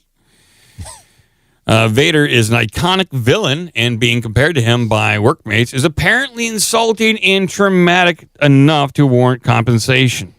I don't know. Vader's the one who saved the galaxy. He brought balance to the Force. He did, ultimately. You're right. He did. Well, if you disregard the Disney movies, you're absolutely right. He did throw the Emperor down that big thing, down the drain, basically. Down that well. He threw him down the drain, and find my keys. All's right with the universe at that point, or at least the galaxy. What was at the bottom of that? Did the Emperor just pop out the bottom of the Death Star and float? Unknown. I don't know. We don't know what's down there. We have no idea. He just went down. Maybe that's why Vader did it. He's just always been curious what's down there. Yeah. Record deepness, right? It was record. That's the record deepness. Yes. Hey, check out the record deepness. Huge I'm going to thing. time you. Keep yelling. Yeah, please continue to shoot lightning, and we'll know the distance. Just stop shocking me and my son. It hurts. He realized he forgot to start the stopwatch. Damn it! We're going to have to do it again. Need another Emperor. Somehow he returned. We can do it again. Oh, yeah, that's true. He did come back. But, so she got awarded some compensation. At least that was the decision of a UK court in the case of an NH blood donation worker who claimed that the association with the Star Wars character caused her to feel unpopular at work and ultimately quit her job. The judge. I'm sure I'd want to work in a place where people say Vader's not popular. He is I would say, one of the most iconic villains. He is popular. Now, whether or not he's popular for the reasons you like, he is popular. And so being associated with Vader, here comes Darth Mike, That's pretty cool. Darth Cretched. That's pretty cool. The judge concluded that being... I would go for Ralph Nader's Darth Vader. Ralph Nader Vader? Ralph Vader. Darth Nader. Darth Nader's pretty good. Mm-hmm. The judge concluded that being told she has the same personality type as an infamous sci-fi villain at a workplace is a workplace detriment, a negative experience that requires compensation. Jeez. The incident that sparked this unusual legal battle took place in August of 2021 when Lorna Rook and her colleagues at a blood donation center took a Star Wars-themed Myers-Briggs personality questionnaire as part of the team building exercise. I want to take this. I want to see what Star Wars character I am. Yeah, I guess that's a good question. Is there a link to this? Because now I'm curious. I know what my Myers-Briggs personality type is. So, I want to see if this... Star Wars. Yeah, I got to know. Am I Lando or am I Obi-Wan? I have it all broken down. So do you know your personality type? Talking. I don't know. Ooh, I got a good one. Who are you? So I always test out as INTJ, which is generally the mastermind. I am known as, they said the closest one here would be Emperor Palpatine. Charming to the last. Typically, I am mostly associated with the diplomat or the lawyer. Which one's a diplomat? I don't know. Good. That's my type, not your type. Now I got to look up that. Myers-Briggs diplomat. Yeah, what is that? I got to know. Diplomat apparently is INFP. Well, wait, what the hell? Great kid! Don't get cocky! It says diplomats are 4 different types, so this doesn't help. What about a lawyer? I'm like the Star Wars lawyer. Yeah. I've never heard a lawyer type being identified. No, it's But I was going into Toshi Station to pick up some power converters. Well, why you figure that out? I'm going to read the rest You of can this. waste time with your friends when your chores are done. I'll see what I can find. So they did this as a part of a team building exercise. Laura herself did not take the test because she had to step out to take a personal phone call, just like Darth Vader would do. But when That's why he didn't stop them from blowing up Alderaan. He went out to take a call. You're right. He stepped out for 3 minutes to have a smoke break. Comes back. Hey, what'd you guys do to Alderaan? I was gonna. My dry cleaning's down there. But when she returned, another colleague had filled out the questionnaire on her behalf and informed her that her personality was associated with Darth Vader. What is thy bidding, my master? The experience allegedly had such a big impact on the woman that she started feeling unpopular at work and ended up quitting the very next month. In her lawsuit, reclaimed that being compared to Darth Vader was one of the main reasons for her resignation and demanded compensation for unfair dismissal. But you quit. She demanded compensation for unfair dismissal, disability discrimination, and failure to make reasonable adjustments. Oh, I wonder if she's walking around in some biomechanical suit like Darth Vader because she's disabled. Maybe she had leg braces on and wore a breathing apparatus like Darth Vader. That's possible. What? So she was really leaning into it? Yeah. Like when she walked by in the office, it always squeaked because she has rusty leg braces or something like that. Yeah. No one respects you. Darth Vader may be a ruthless villain in the Star Wars universe, but in the Myers-Briggs questionnaire, his category was described as a very focused individual who could bring teams together. Still, the judge ruled that being associated with him was insulting. So, in turn, she should sue the Myers-Briggs Star Wars-themed questionnaire. They created this thing. Yeah. Hello there. Darth Vader is a legendary villain in the Star Wars series, and being aligned with his personality is insulting, the employment judge, Catherine Ramsden, said. I wonder what her personality type is. So Lorna Rook was awarded 30,000 pounds, pretty much, in compensation. But she's still Darth Vader. No amount of money is going to take that away from her. This is going to follow her forever. She's forever going to have that on her resume. Okay. By the way, I did find your. So the Diplomat apparently the Diplomat is a breakdown of a series of personality types that have both intuitive and feeling traits. So anything with NF, but that means there's 4 potential ones. So here are your potential Star Wars characters based on your personality type. And I don't know if you consider yourself more of a introvert or extrovert. That would play into it. I'm probably more introverted, definitely. Introvert. So I'll break it down to 2. You were either Obi-Wan Kenobi, the counselor, or Luke Skywalker, the idealist. So I think you should sue. Yeah, definitely. Yeah. That's your uncle talking. By the way, they never go into it in that story, and I was listening for it. They never identify what her personality type tested out to be. But on this one, they say Darth Vader is an ESTJ, so he's an extrovert. Extrovert, sensing, thinking, judging, I think is what that is. They say he is the supervisor, which I think that's fair. He was kind of manager of the Death Star. Yeah, he oversaw a lot of tortures, terminations, and construction. Can I call you Joby-Wan Kenobi? People are calling me Joby-Wan Kenobi now. It's in the chat. It's all over the chat. People are calling me Joby-Wan Kenobi. Can I call you Joby-Wan Kenobi? Yeah. People are saying that. So, yeah. There you go. I guess if you don't like something that HR brings you, you can sue for thousands of dollars, I guess. Everything's under control. Situation normal. All right, we're going to move on, and I think we're going to see what Cretched is up to. People are very curious about the stories that you may have. People are curious about all that stuff. And by the way, Cretched, I did get a new phone number. 867-5309? No, that's not the number. So you had to get a new number? You couldn't transfer it? Well, I didn't buy a track phone to transfer it, and I signed up for a Google number right away. So here it is, people. 173467321 Charlie 32789777 Tango 732 Victor 7311788 Lock. Yeah, that's the number. I don't have I'm writing this down. I don't have a Charlie button on my phone. Okay, well.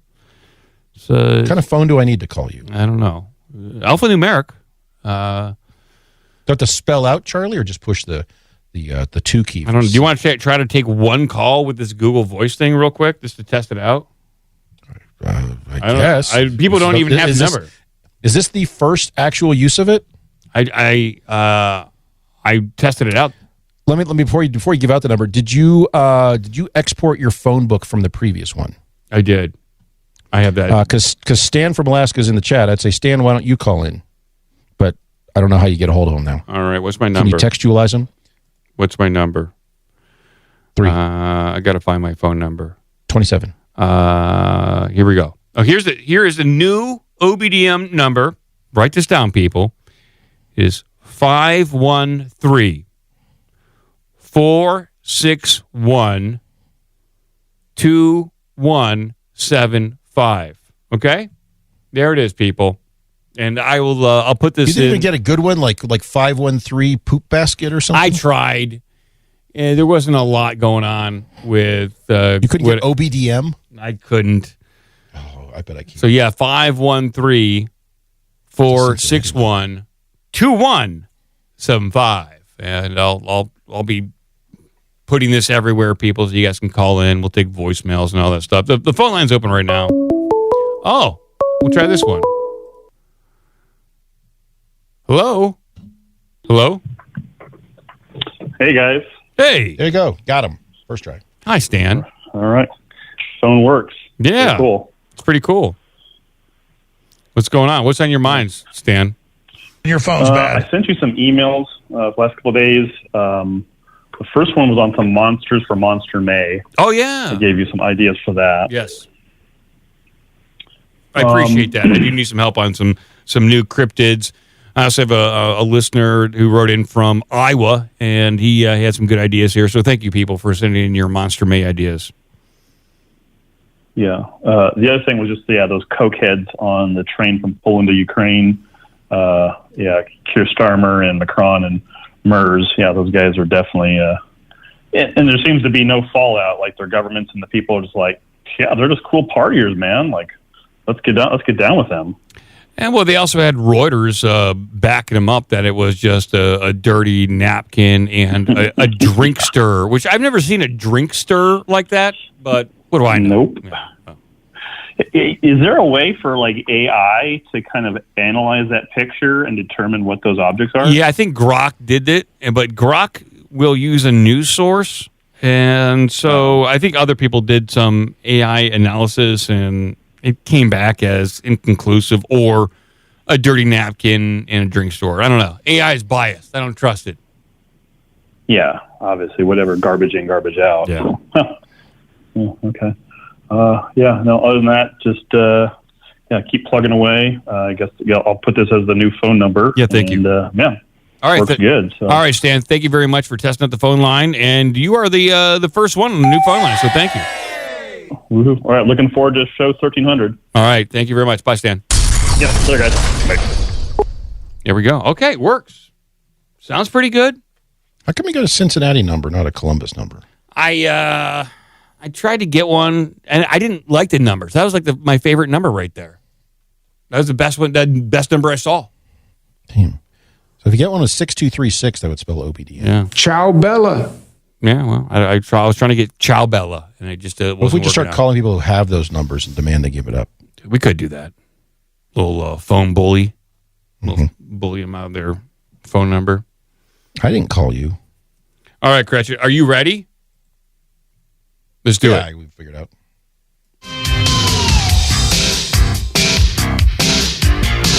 There's no words there.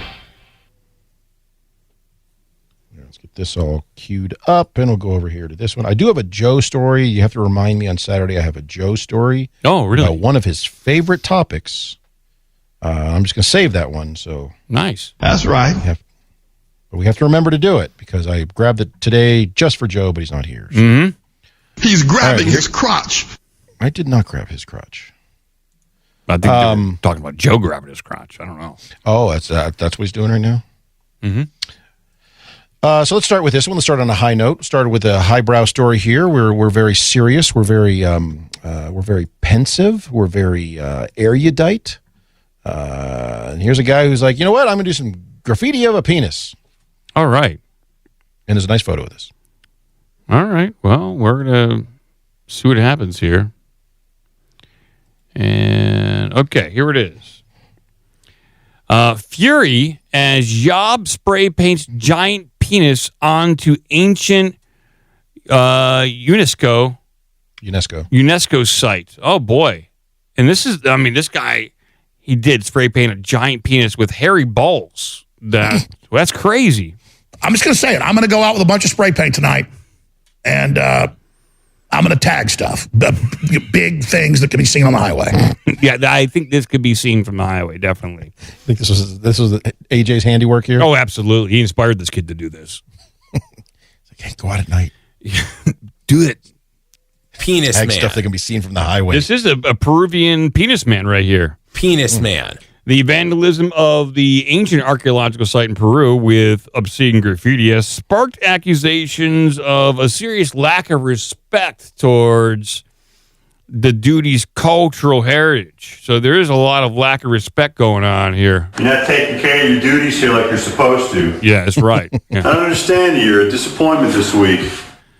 A young man appears to have been caught on video spray painting a giant penis on the wall of the wall of Chan Chan, a pre-Columbian archaeological site that dates back over 600 years. The viral clip has caused outrage among Peruvian officials who condemn the incident as a violation of the norms that protect archaeological heritage. Despite the strong backlash, the offender has yet to be identified, though the person guilty of the vandalism could face up to 6 years in prison if and when they are caught. The maximum sentence for attacks on culturally significant monuments, 6 years, okay.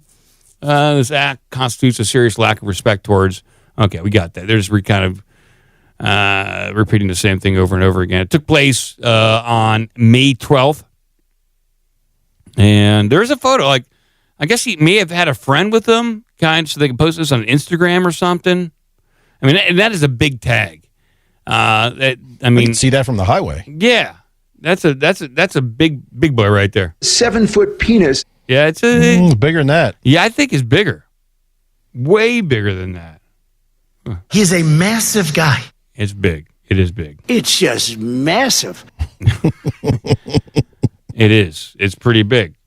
There's no doubt about that. That's what we're all trying to say right here, okay? Lifeline in the chat says that there's a bunch of UNESCO sites in southern Chile. I would suggest he go out and also tag them with giant penises. Yes. Look at the size of that thing. Mm-hmm. It's huge. I know, Luke. So this kid's going to be sentenced to death. Okay. They're just going to kill him. Pretty much. He's upsetting a lot of locals down there. I mean, remember when that guy in America here, I think in Pennsylvania, put up a 7-foot wooden penis in his yard, which is a piece of art. The neighbors flipped out, and they called like a town council. They had a big meeting about it, and they demanded he take down his wooden penis. Wooden penis. Yeah. So, yeah, and so they just had, and that was on his own property. This kid doing this on a heritage site, it's no good for him. He's basically dead, I would say. What do I know?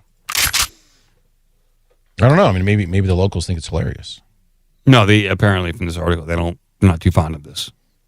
Maybe if he draws a smiley face in a penis, that might change things around. Make it a friendly penis. He keeps drawing and does one of those, the artwork where it starts as a penis, but as he adds more things to it, it clearly becomes a very culturally appropriate mural on that wall. Oh, I see. Yes, because there are a lot of like older archaeological cave paintings and wall paintings, and oftentimes they do have penises on those cave paintings. So maybe he could turn into something like that, or turn into a maze. You know, if he does something like that, Or corn. some sort of op art. You know, that might be fun. What would happen if this was, who's the dude? No, I just forgot his name. The artist, his graffiti's worth millions. Banksy. Banksy. If Banksy did this, people would be like, holy crap, this is an awesome piece of art. We need to save this. Yeah, well, a lot of people online were saying that I was Banksy, but I have denied that over and over again. I am not Banksy. People are saying that online. Say, hey, yo, Crypto, I heard you're Banksy. And I was like, nope, not me. But, Gretchen, let's move on and see what else you got over there.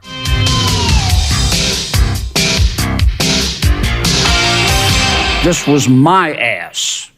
So some video game news. Oh, good.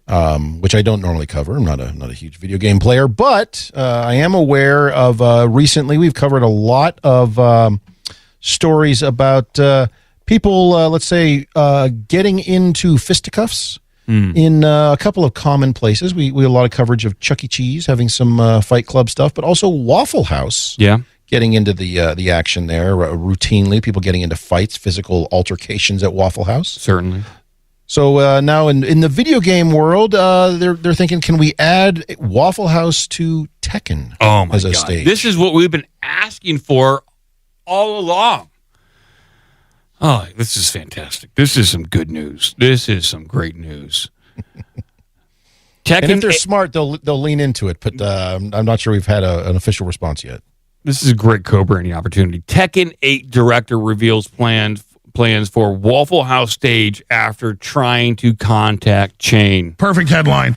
This is fantastic. This really could bring the world together. People of all political persuasions can get together. We can all play Tekken together and be at the Waffle House. It'd be fantastic. So Tekken director has revealed his plans to add Waffle House to their game as a stage, despite the Chain not getting back to him. For over a year, the Tekken fans have requested Waffle House as a stage on the iconic fight game, and the Harada has been listening. I guess that's the director's name. Yeah, Katsuhiro Harada. For those who aren't familiar with Waffle House, it's the American 24/7 breakfast chain where, for whatever reason, viral fights always seem to break out involving both customers and staff, something which may actually be good for the business model. As such, the idea of Tekken characters battling it out in a Waffle House has become a bit of a meme in the community while still being a legitimate request. In fact, according to Harada, he's reached out to Waffle House for a collab. I think it's a great idea. He's going to do the same thing with Chuck E. Cheese. I think Chuck E. Cheese might be more on board with this at this point. I think it's a question of who's gonna take them up on that.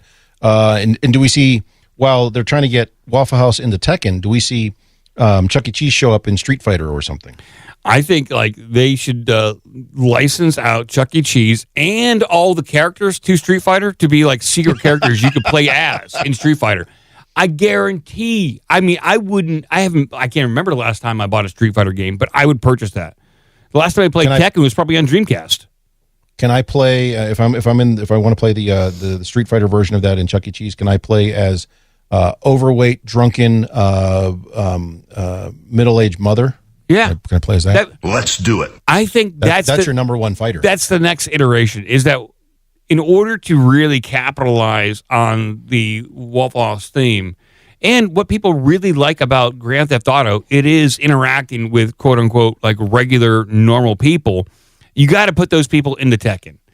I think then it's really going to move the franchise into the meme culture, the next direction, the next evolution of video games it's not about fantastical characters.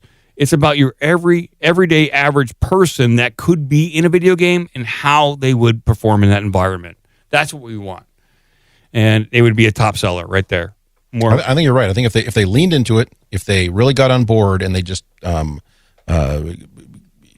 agreed to be a part of the meme, I think it would sell very well. You got Florida Man in there. You get like Ohio Farmer in there, like overweight Midwest man.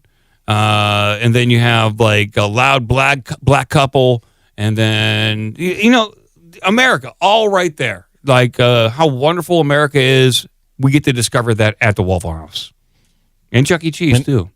If it's Waffle House, could you figure out a way to include a character who's like the Waffle House chef who then comes out from behind the counter? Oh, of course. They're gonna be running the joint. They're going to have access to weapons that the customers might not have access to. So, frying pans. Yeah, frying stoves. pan, hot oil.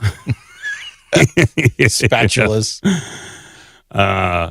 So, quote, over the past year or more, I've actually tried to make contact through several different channels. However, and this is purely my own speculation, I suspect that the lack of response may be due to the fact that the project I'm known for revolves around fighting-themed video games, he remarked. That said, if, like I suggested earlier, using a different name or format is acceptable as long as the core message is maintained, then I'd be willing to seriously reconsider and explore this again.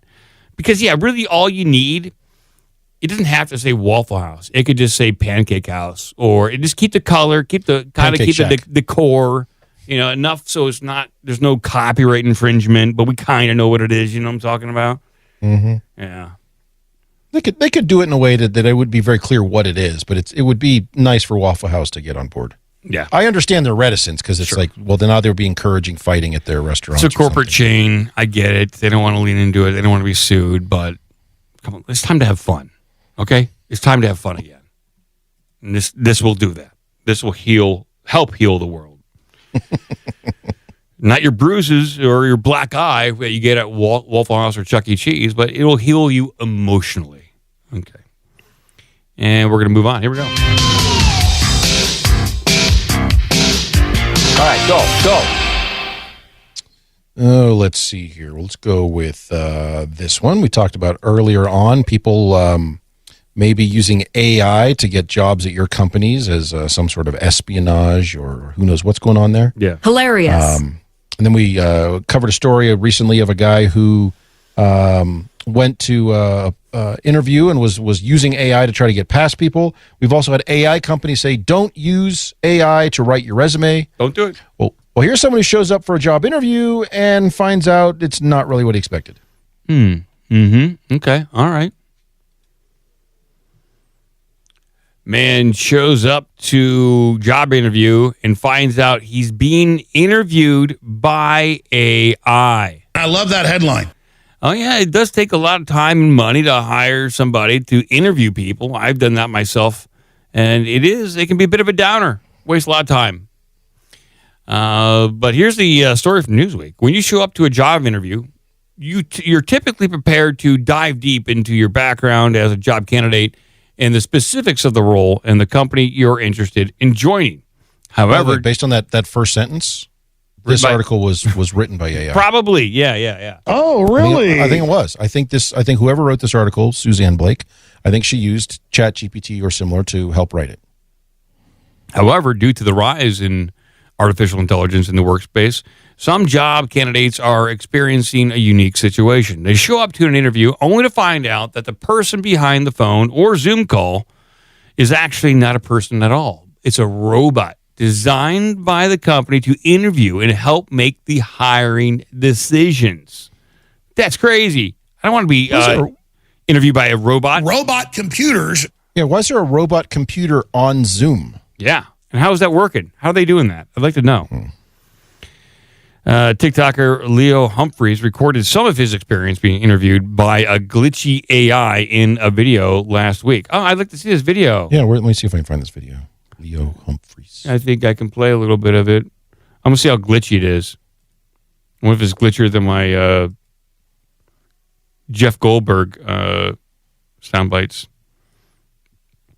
Let's see here. I think I got it right here. I don't know if I'll be able to put it on a screen, but we'll be able to listen to it, I think. Here, I think I got it right here. Let me turn this up right here. Hello. Hi. Thank you so much for joining the interview today. I am so excited to talk to you and get to know more about you. For our first question, let's circle back. Tell me about a time when. Let's circle back. Tell me about a time when. It's like Max Headroom. Let's circle back. Tell me about a time when. I think the internet's breaking up or something. Tell me about a time when. Oh my God. Let's circle back. Tell me about a time when. Let's. When, let's circle back. Tell Just me about repeating, a time I don't- when, let's circle back. Tell me about a time Oh my God. when, let's. Tell me about a time when, let's. It's keep going on. Circle back. Tell me about a time when, let's. This poor guy. Thank you so much for answering the questions. I got a lot of great information I about didn't get to answer a question. Poor guy. You got the job. Poor guy. And this guy, he's sitting there in his suit and tie. He is ready. And you can tell he's prepared. And he gets met with this BS. Did he get the job? I hope he did. I hope so. Just Step for one, fire HR. Yeah, no shit. The guy is Leo Humps a lot on TikTok. And this was, I don't know, maybe, does he have a follow-up on did he get hired? Let's see here. Here's some final update. Here's final update.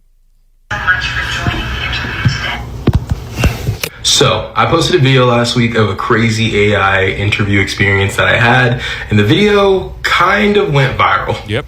So today, I just want to give you guys some context and explain everything and kind of wrap up the video and give you guys my final thoughts and a final update.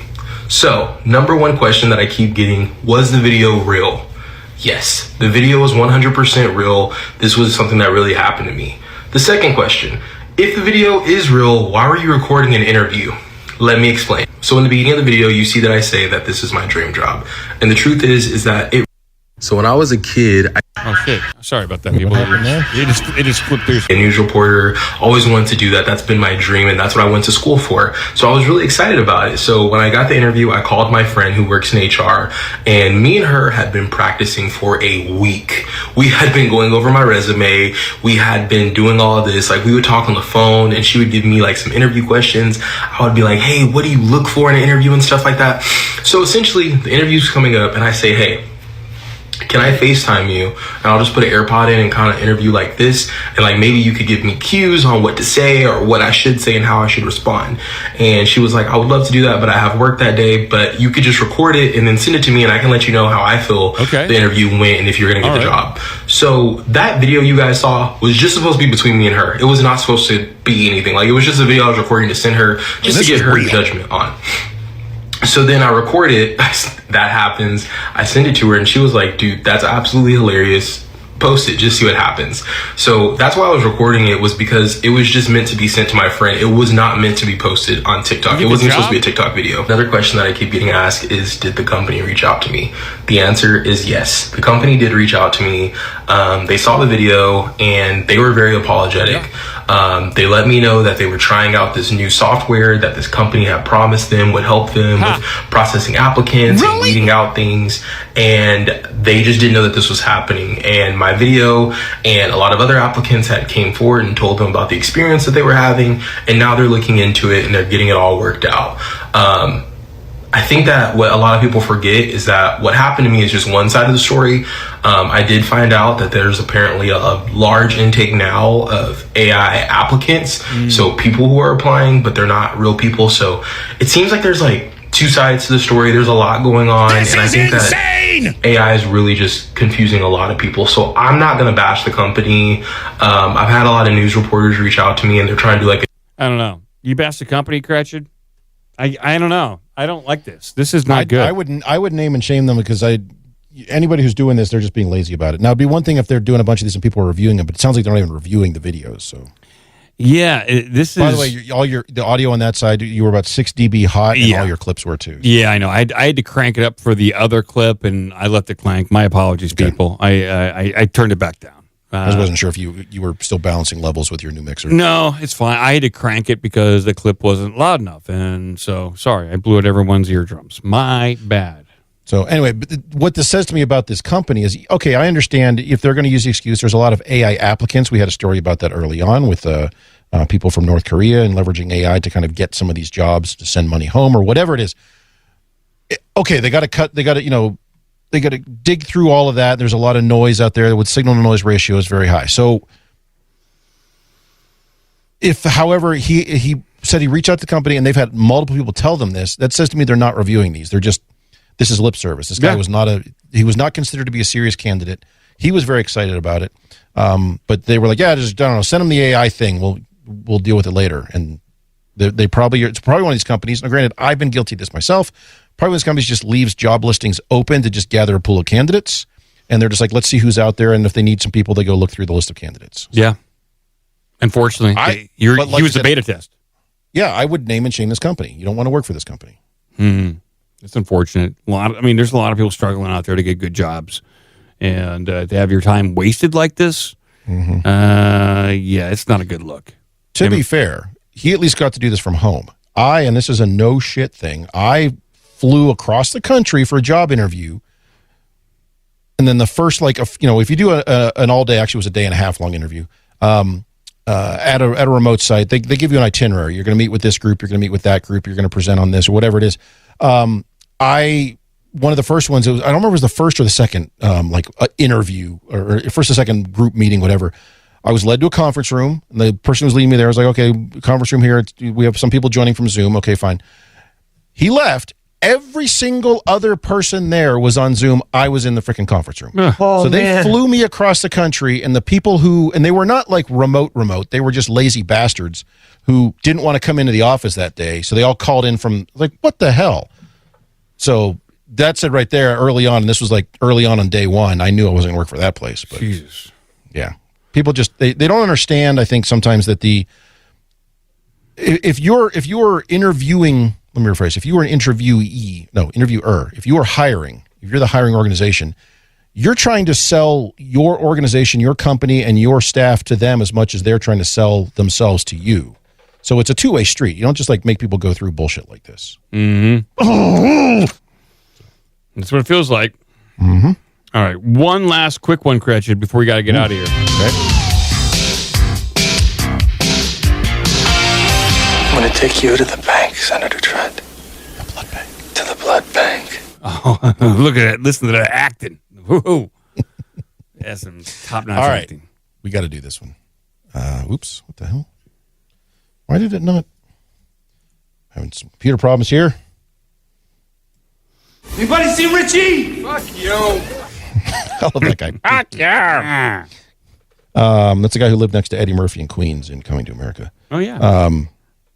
Okay, I finally got this to work.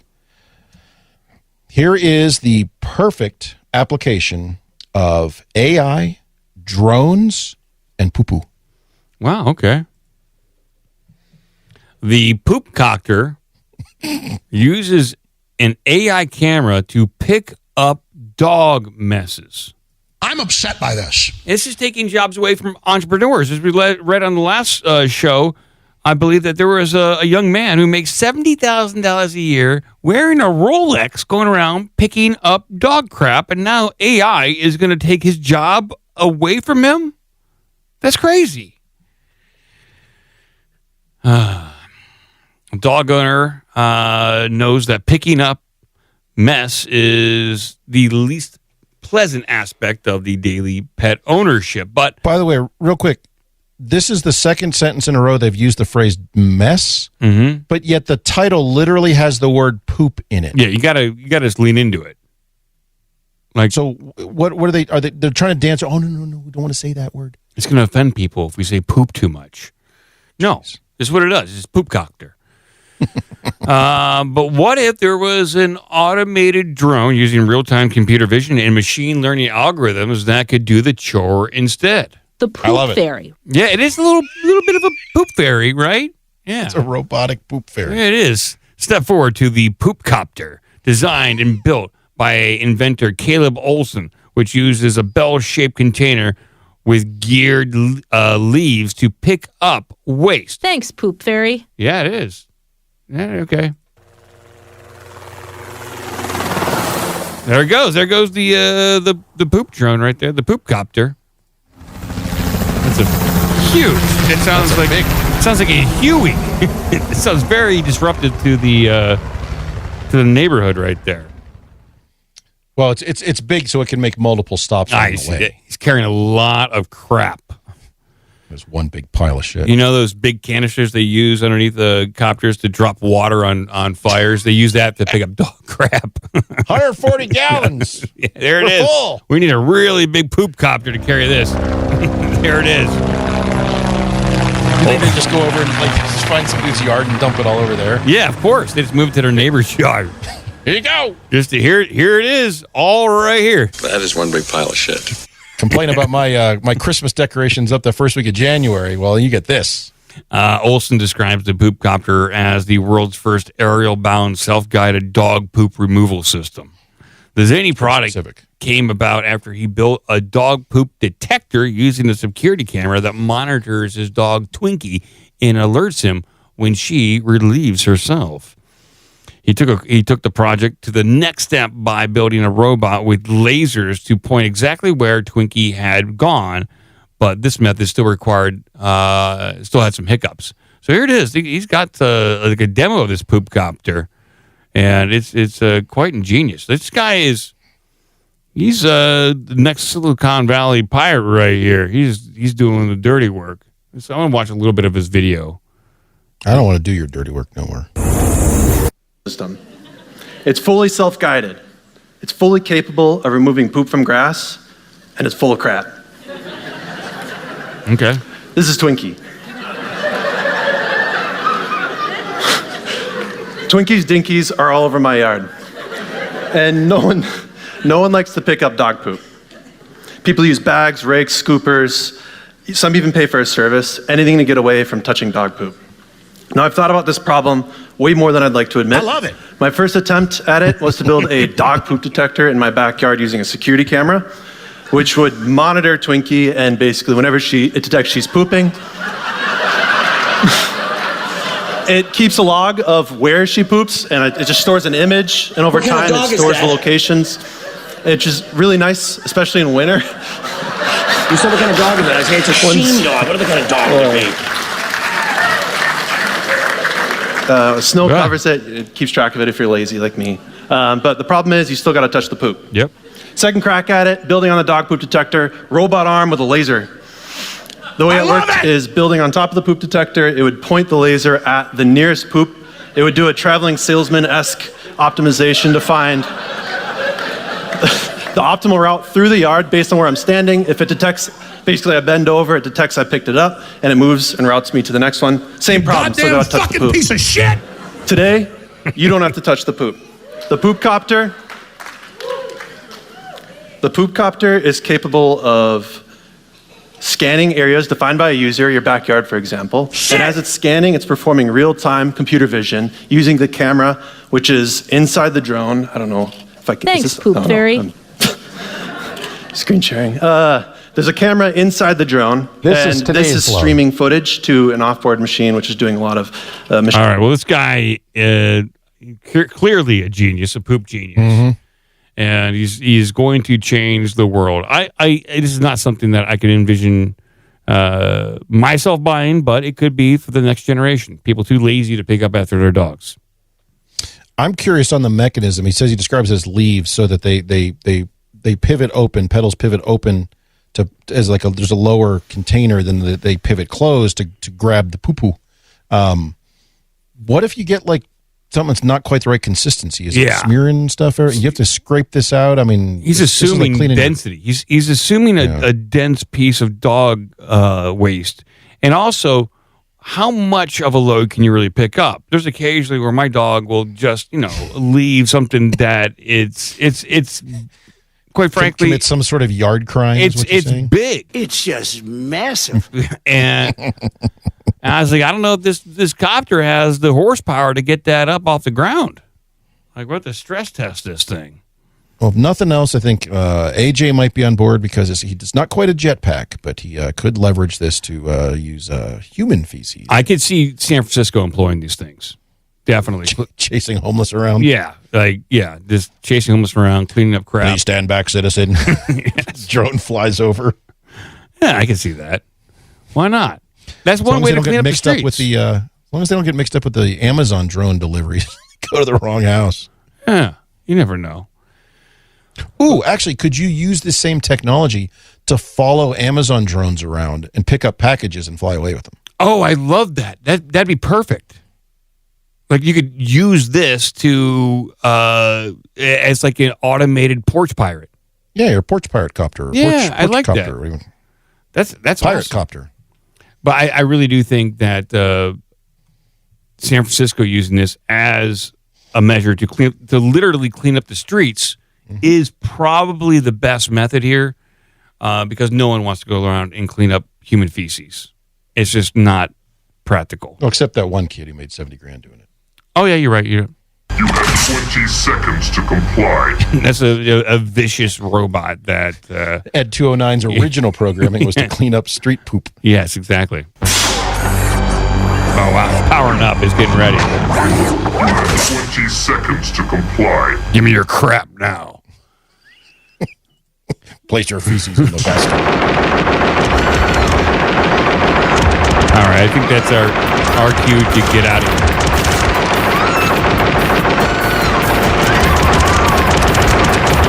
Jesus. Good Lord. All right. The poop's all cleaned up. We have to remember for Saturday, we need AI Steven Seagal to read his news summary. Yes, I'll get AI Steven Seagal prepared and ready, honed, and ready for his debut. Well, I want to thank everyone for hanging out.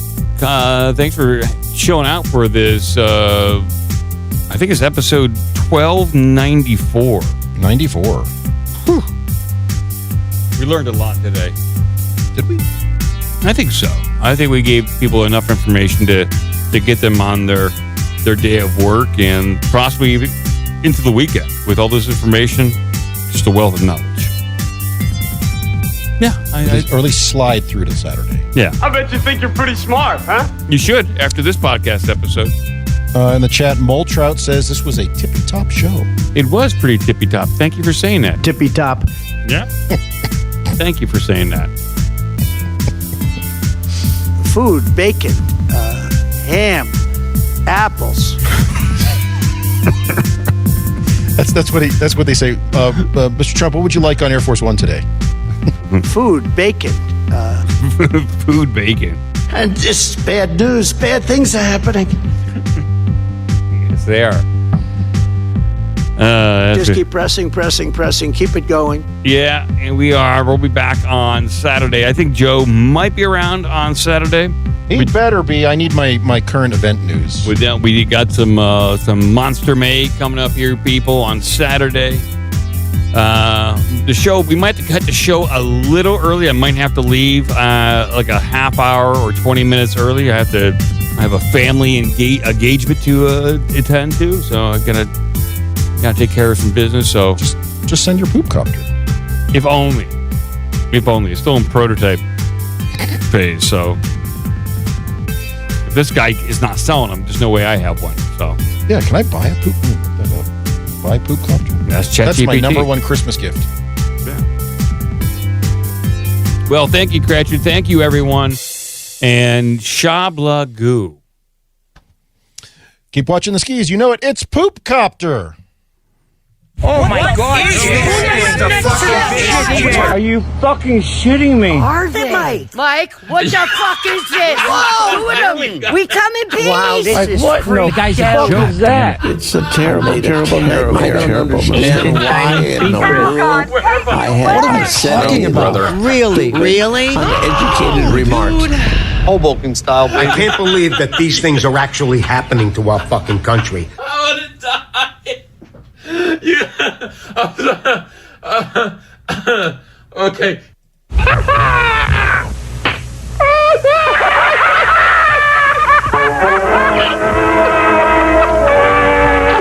That's about all. Shablagu. Sit, Ubu, sit. Good dog. Till next time, take care of yourself and each other. Well, now you know the rest of the story. But you know what the Bible says? Chickenungia? How do you say that?